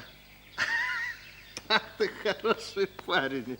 Слушай, ну насчет философии у тебя тут каша. Ты ко мне в баньку приходи, я тебя отмою. Пошли, Павлов, пошли. И я тебе почитаю, да? Да, но сначала я тебе. Слушай. Опять я в деревне. Хожу на охоту. Пишу свои вирши. Хороший парень слушает.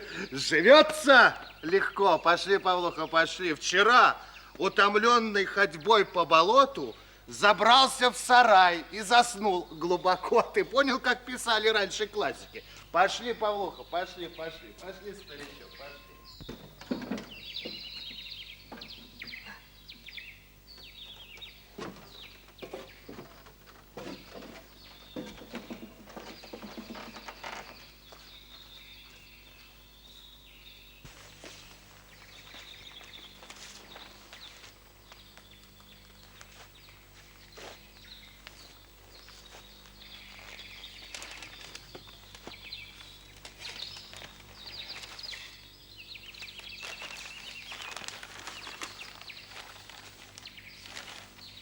Приношу извинения за причиненное беспокойство. Нет, я понимаю, что это для вас за компания. Бармен, банщик, коафер. Здесь, в приюте тихих муз, учености.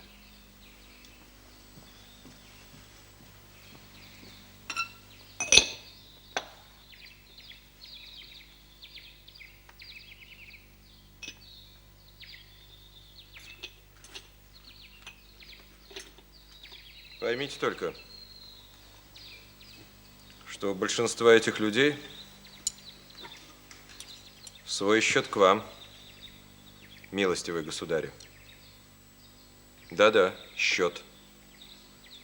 Вы им крупно задолжали. Вы ж лишили их естественного порядка существования,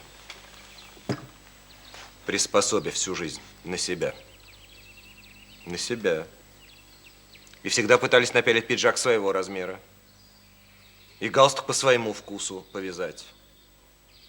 Вы же поставили их в ложное положение уже в школе, где они должны были конкурировать с вами по части интеллекта, изображая равенство сил, подниматься на цыпочки, вытягивать шеи до хруста в позвонках, лишь бы только прикоснуться к вашим идеалам. Кто-то в малиновом берете с послом испанским говорит.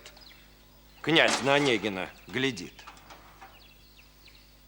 А они были чужды, потому что они по своей природе проще, земней. Вы хотели их уподобить себе, а поставили ниже себя. И вы знали, что ниже. Господи, годами, десятилетиями вы внушали этим людям, что есть возвышенное, а что низменное. К чему нужно приложить свои силы ума, чем заниматься позорно, стыдно. А дачки-то строили. Строили.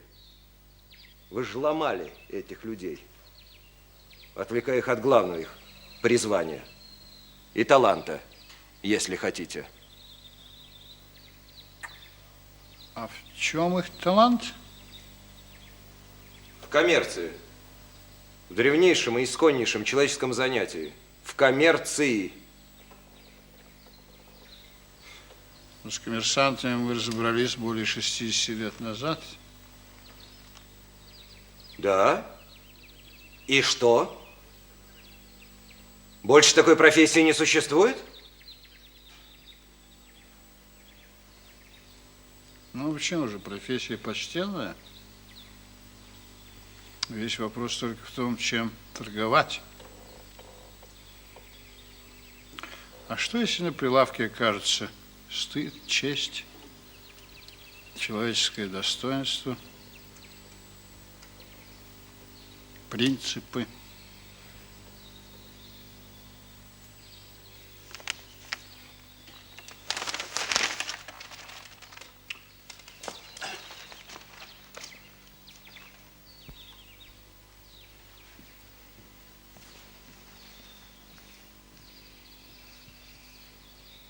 Вы знаете, в общем-то, я не имел в виду ни себя, ни вас, так, отвлеченность. Я ведь не коммерсант, я артист. И мое предложение в смысле всего вот этого, оно остается в силе. Мы должны сотрудничать, сближать позиции, если угодно, дружить.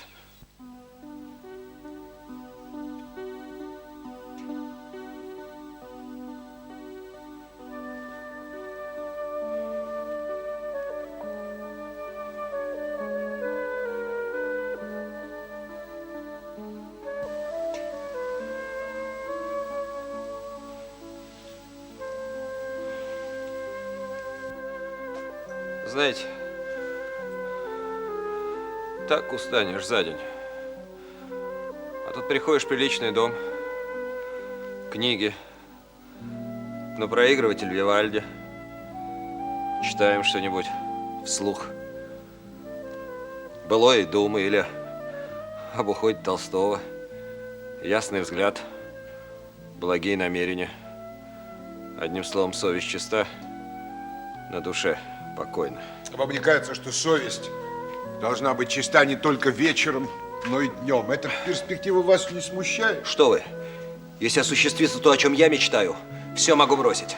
Вы меня не знаете, все истина.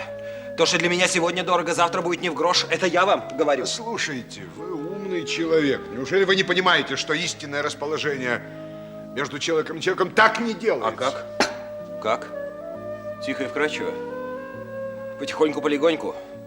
Полуулыбками, полунамеками? Так кто ж не друзей приобретают? А общество взаимного кредита, ты мне, я тебе. Я-то вам другое предлагаю. Все, понимаете, и не только то, что посильно. Берите, располагайте, мало будет, еще требуйте. Кишки, потроха. А взамен? А что взамен? Что, вам трудно улыбнуться при моем появлении и сказать: смотрите, кто к нам пришел?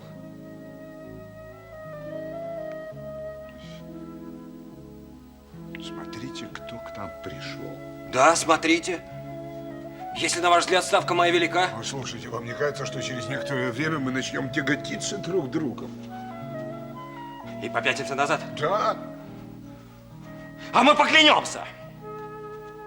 Распишемся кровью. Мы взойдем на свои Воробьевы горы. Слушайте. Да подождите!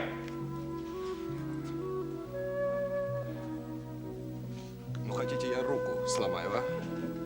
Ну, хотите? И никогда не смогу держать в руке ничего, кроме вашей руки. Мы восстановим равновесие. Мы разрушим этот языческий жертвенник и будем молиться вашим богам. А вновь обращенные, знаете, отличаются большим фанатизмом и рвением. Ну, хотите? Хотите? Хотите? Вы сумасшедший или большой прохвост?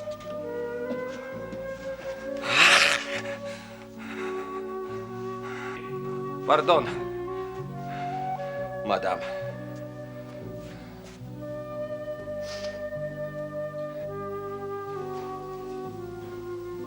спросил что-нибудь? Ой, какой-то он странный. Насколько я поняла, он не просит, а предлагает. Он не просит. Он требует. У него, видите ли, все есть, ему только нашей дружбы не хватает. Ну, подружитесь с ним. Боже мой, ну если ему это так важно. Ну, пусть изображает из себя мецената Сау Морозу. Ну, не знаю, кого там еще смешно. Послушайте, дайте мне самому знать, с кем мне дружить. Единственное, что в этом мире еще не продается, так это человеческие привязанности. Или вы думаете иначе?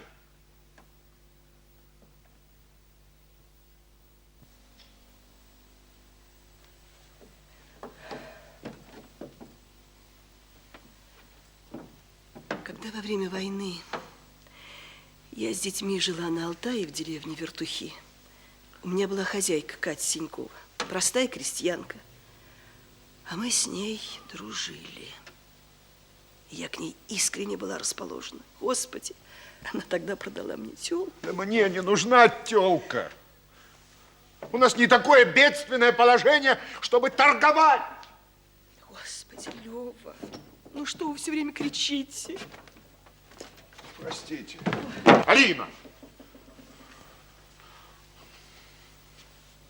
Но надо еще немного потерпеть.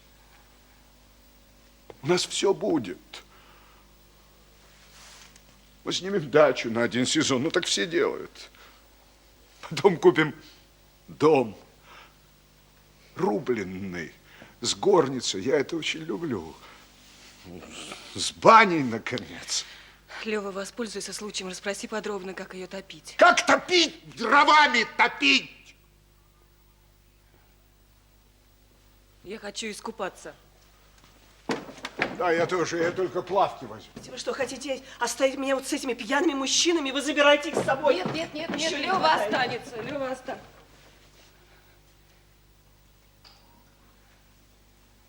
Лёва, посмотри за своими друзьями и не давай больше Ордынцеву пить, ему потом худо.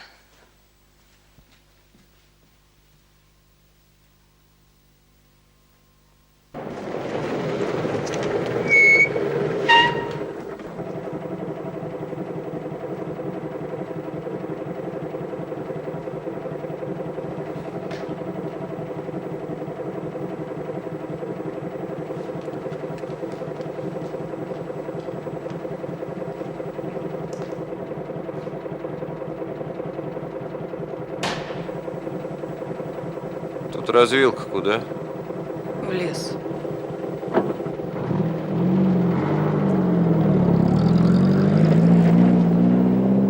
Теперь? Теперь налево.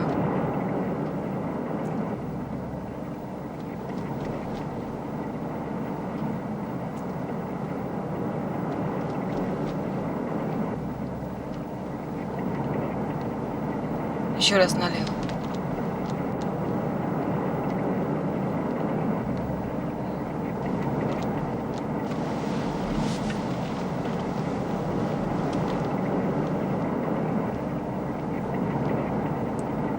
Теперь направо.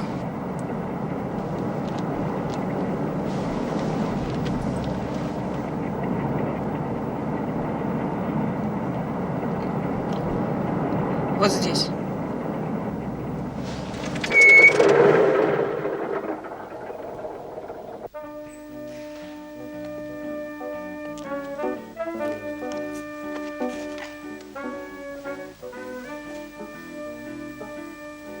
Кинг, постригите меня.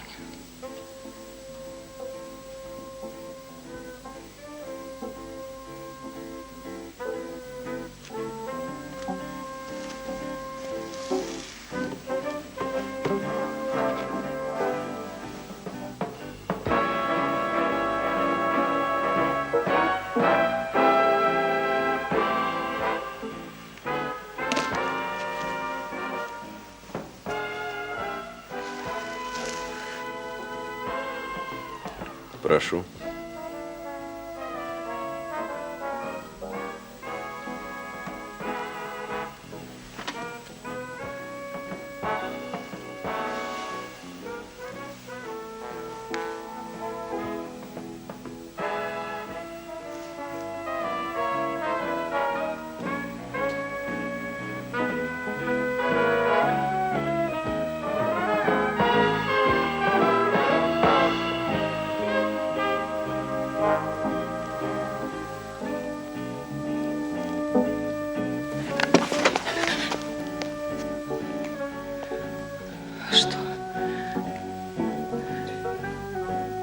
Что вы делаете? Садитесь.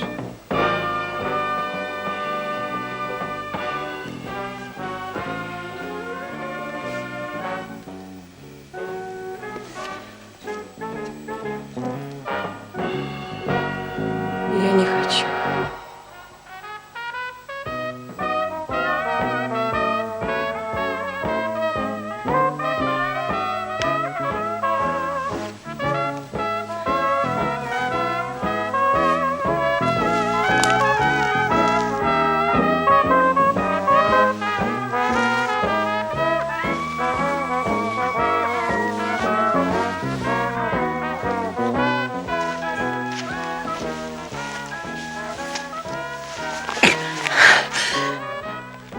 Что ты наделал? Сумасшедший.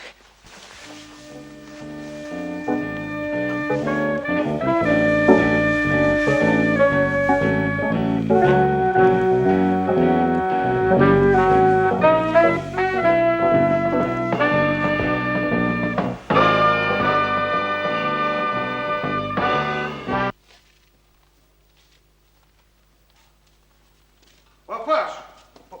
Папаш! Слушай, папаш, а куда все подевались-то? Ну куда подевались все? Может, там кто, а? О, никого. Лица не видно! Рит на площадке, одежды неразборчивые складки.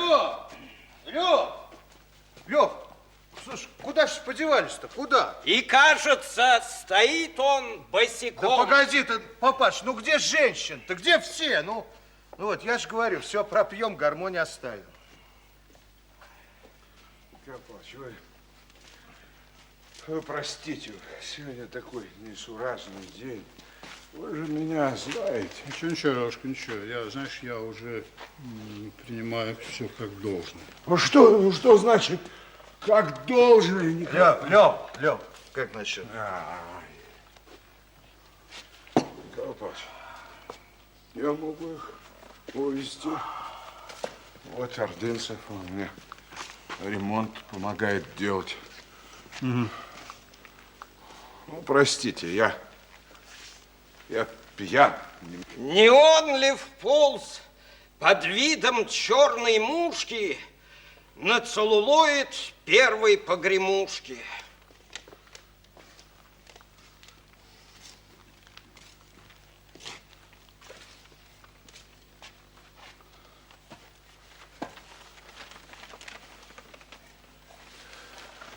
Извините, папаш, нас развезло. Ты что-то хотел спросить, Лёва? Папач, Лена на пляж поехала. Когда она вернется, вы ей скажите. Нет, не надо об этом, Лёва. Ну почему? Вы это ей скажите.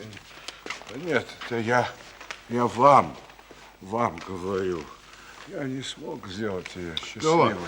Лёва, не надо об этом сегодня. Ты пьян.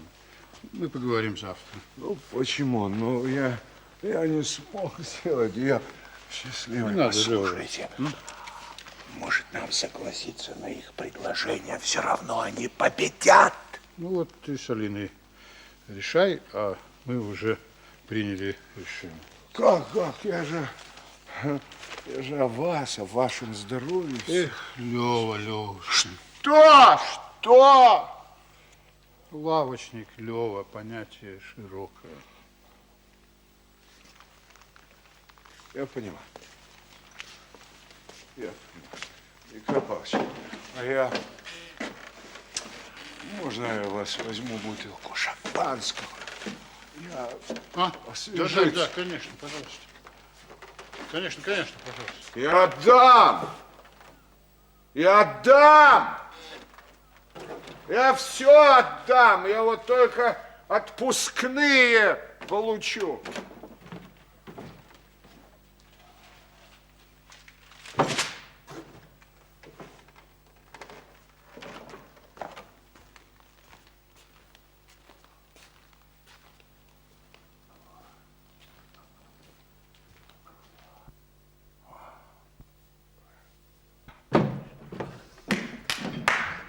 Левка, Левка, молодец. Ты чего Молодец, хлопаешь? Лев, молодец. Да я рад, Павлух, понимаешь? Нет, погоди, Рад. погоди. О, А зачем он хлопает? Да я рад, понимаешь, сейчас освежимся, Лев. Нет, мы с тобой, Лева, а он пусть останется. Павлух, да ты что, Павлик, да Не погоди. хочу, с ним не пойду, он мне Павлик, не нравится. Павлик, ты ж... А кто это, Лева? Как кто? Кто это? Да ты что, не узнал, что ли? Да я что ли, Клева, да я ж тебе стихи читал, помнишь? Опять я в деревне, хожу мне на не охоту. нравится. Погоди, бутылку Кто ты это, разбей. Лёва? Хожу на охоту, пишу Иди ты. свои вирши, живется легко. Да, Иди. Павлух, не разбей. О, Робертина Мария. Ну что, узнал теперь?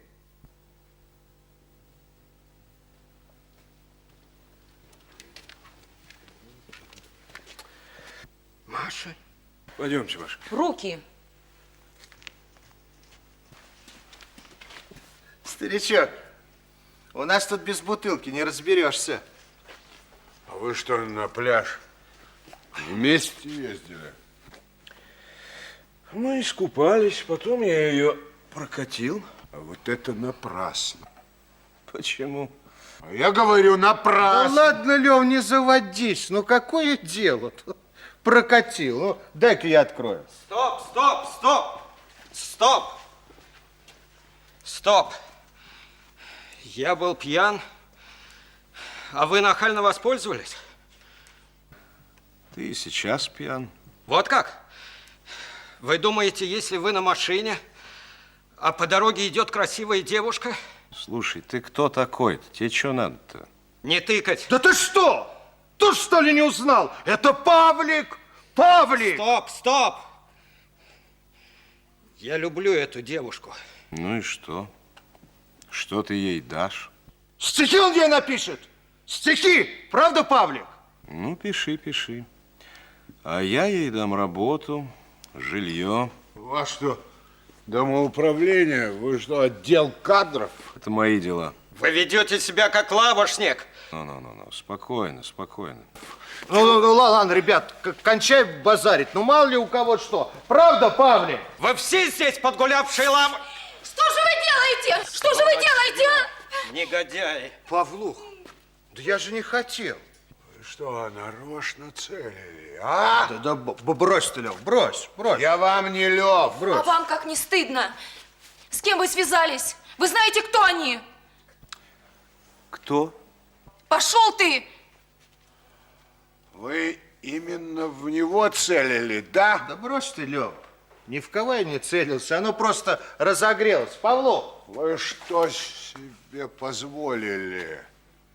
Вы мыльный пузырь.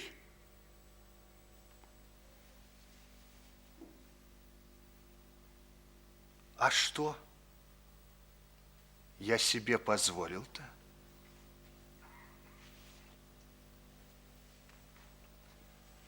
Обзывается. За это по морде бьют, а не шампанским. Что? А ну-ка, живо! Со своим барахлом! Кто вас звал? Вон отсюда! Я кому говорю? Вы что, не слышите? Ну что, выдать ему? Так ведь вынуждены. Хотели как люди. Вот что. Как там тебя, Лев Сергеевич? Да, Лев. Вот что, Лев. Ведь со всем барахлом... С чадами и домочадцами. Да. Тебе придется. И скоро. Да тебе, брат.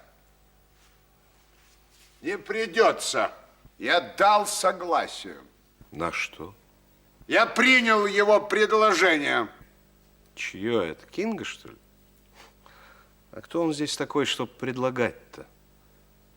Покупаем-то мы. Да, брат, мы на пару. Он тот, я этот. А ты у нас вот гонишь. Это не порядок. Кинко. Ну что, об этом не знает? Да ждем ведь Марину Анатольевну, она бы объявила. кстати. Не она ли едет?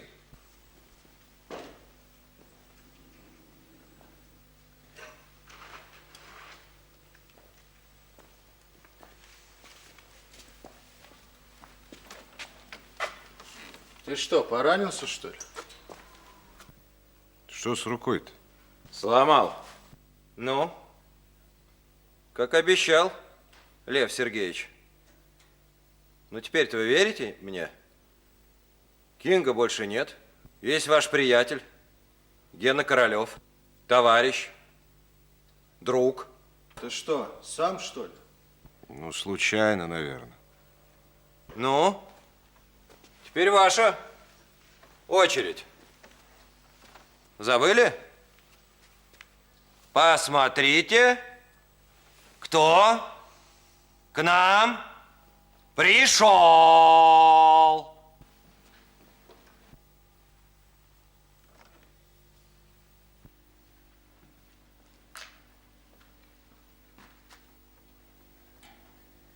Что у вас происходит, мальчики? Уже шампанское открыли? Что-нибудь хорошее? На лицах не вижу улыбок.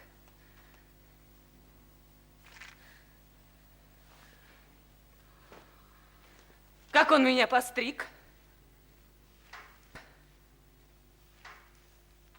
А?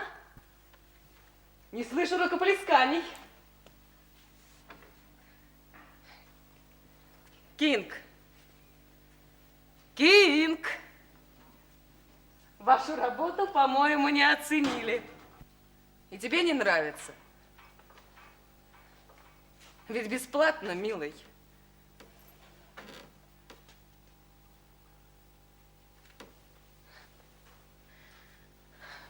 Глупо. Глупо.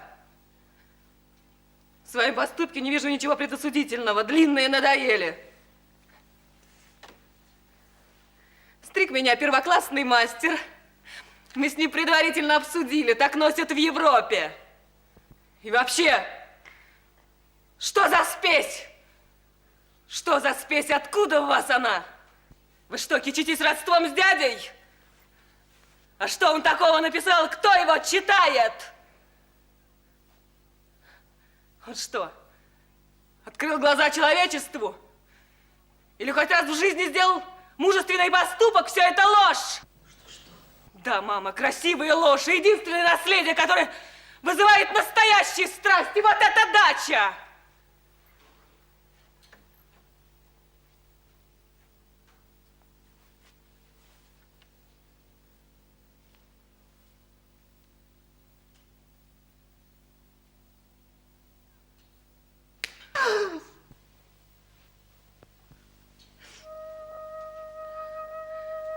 Кинг, а ту девочку тебе не хотелось побить. Она ведь заслуживала. Опять гроза идет. Духота какая. Маш, а вы-то хоть останетесь здесь? Вот никто мне тут не верит. А вы-то хоть верите? Да хватит вам дурачиться. Мудрили, да сами же и влипли. Дача уже продана. Кому? Продано. Кому? Вашим чудесным приятелям. Вон они уже. Домработницу ищут. Жилье он мне даст. Ну что, ребят, перекупили, да? Извини, старичок, такое дело. На днях сидели с Мариной. Она твою цену назвала, но... Сволочи. Подожди. Что ты сказал? Сволочи. Подонки. Жулье, мразь. Ну, что ж ты себе позволяешь? При людях, при даме. Ты, Кинг, давай это полегче, мы сами разберемся. Ну, какой же он теперь Кинг? Он Гена Королев. Рванье, падаль. Заткнись! Воры, жулье. Сам-то кто? Слушай ты, теоретик вшивый. Инвалидов я не бью, хотя надо бы.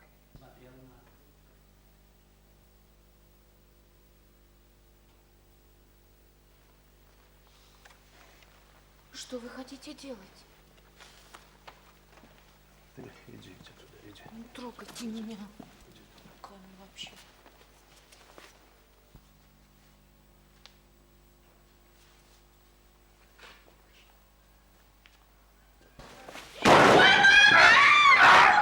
Прекратите! Прекратите сейчас же, Лёва! Прекратите сейчас же! Лёва, боже мой.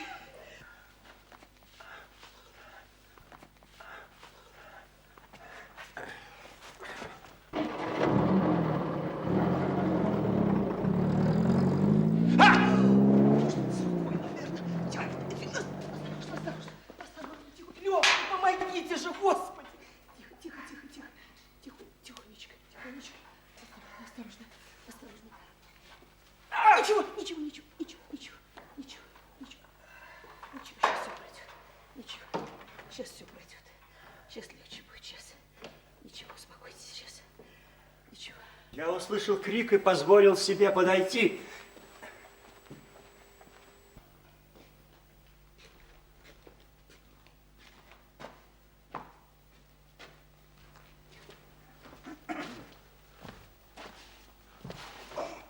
Где эти?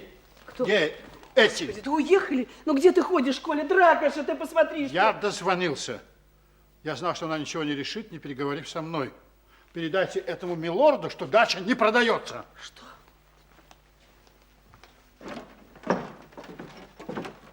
Им ничего нельзя уступать, Лёва. Слышишь? Ты слышишь меня? Ничего!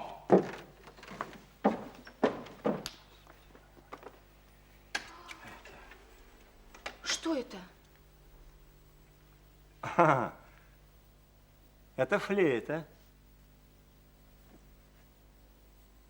Так это вы? Да, это я. Это же флейта. Ну, помните, я вам говорила.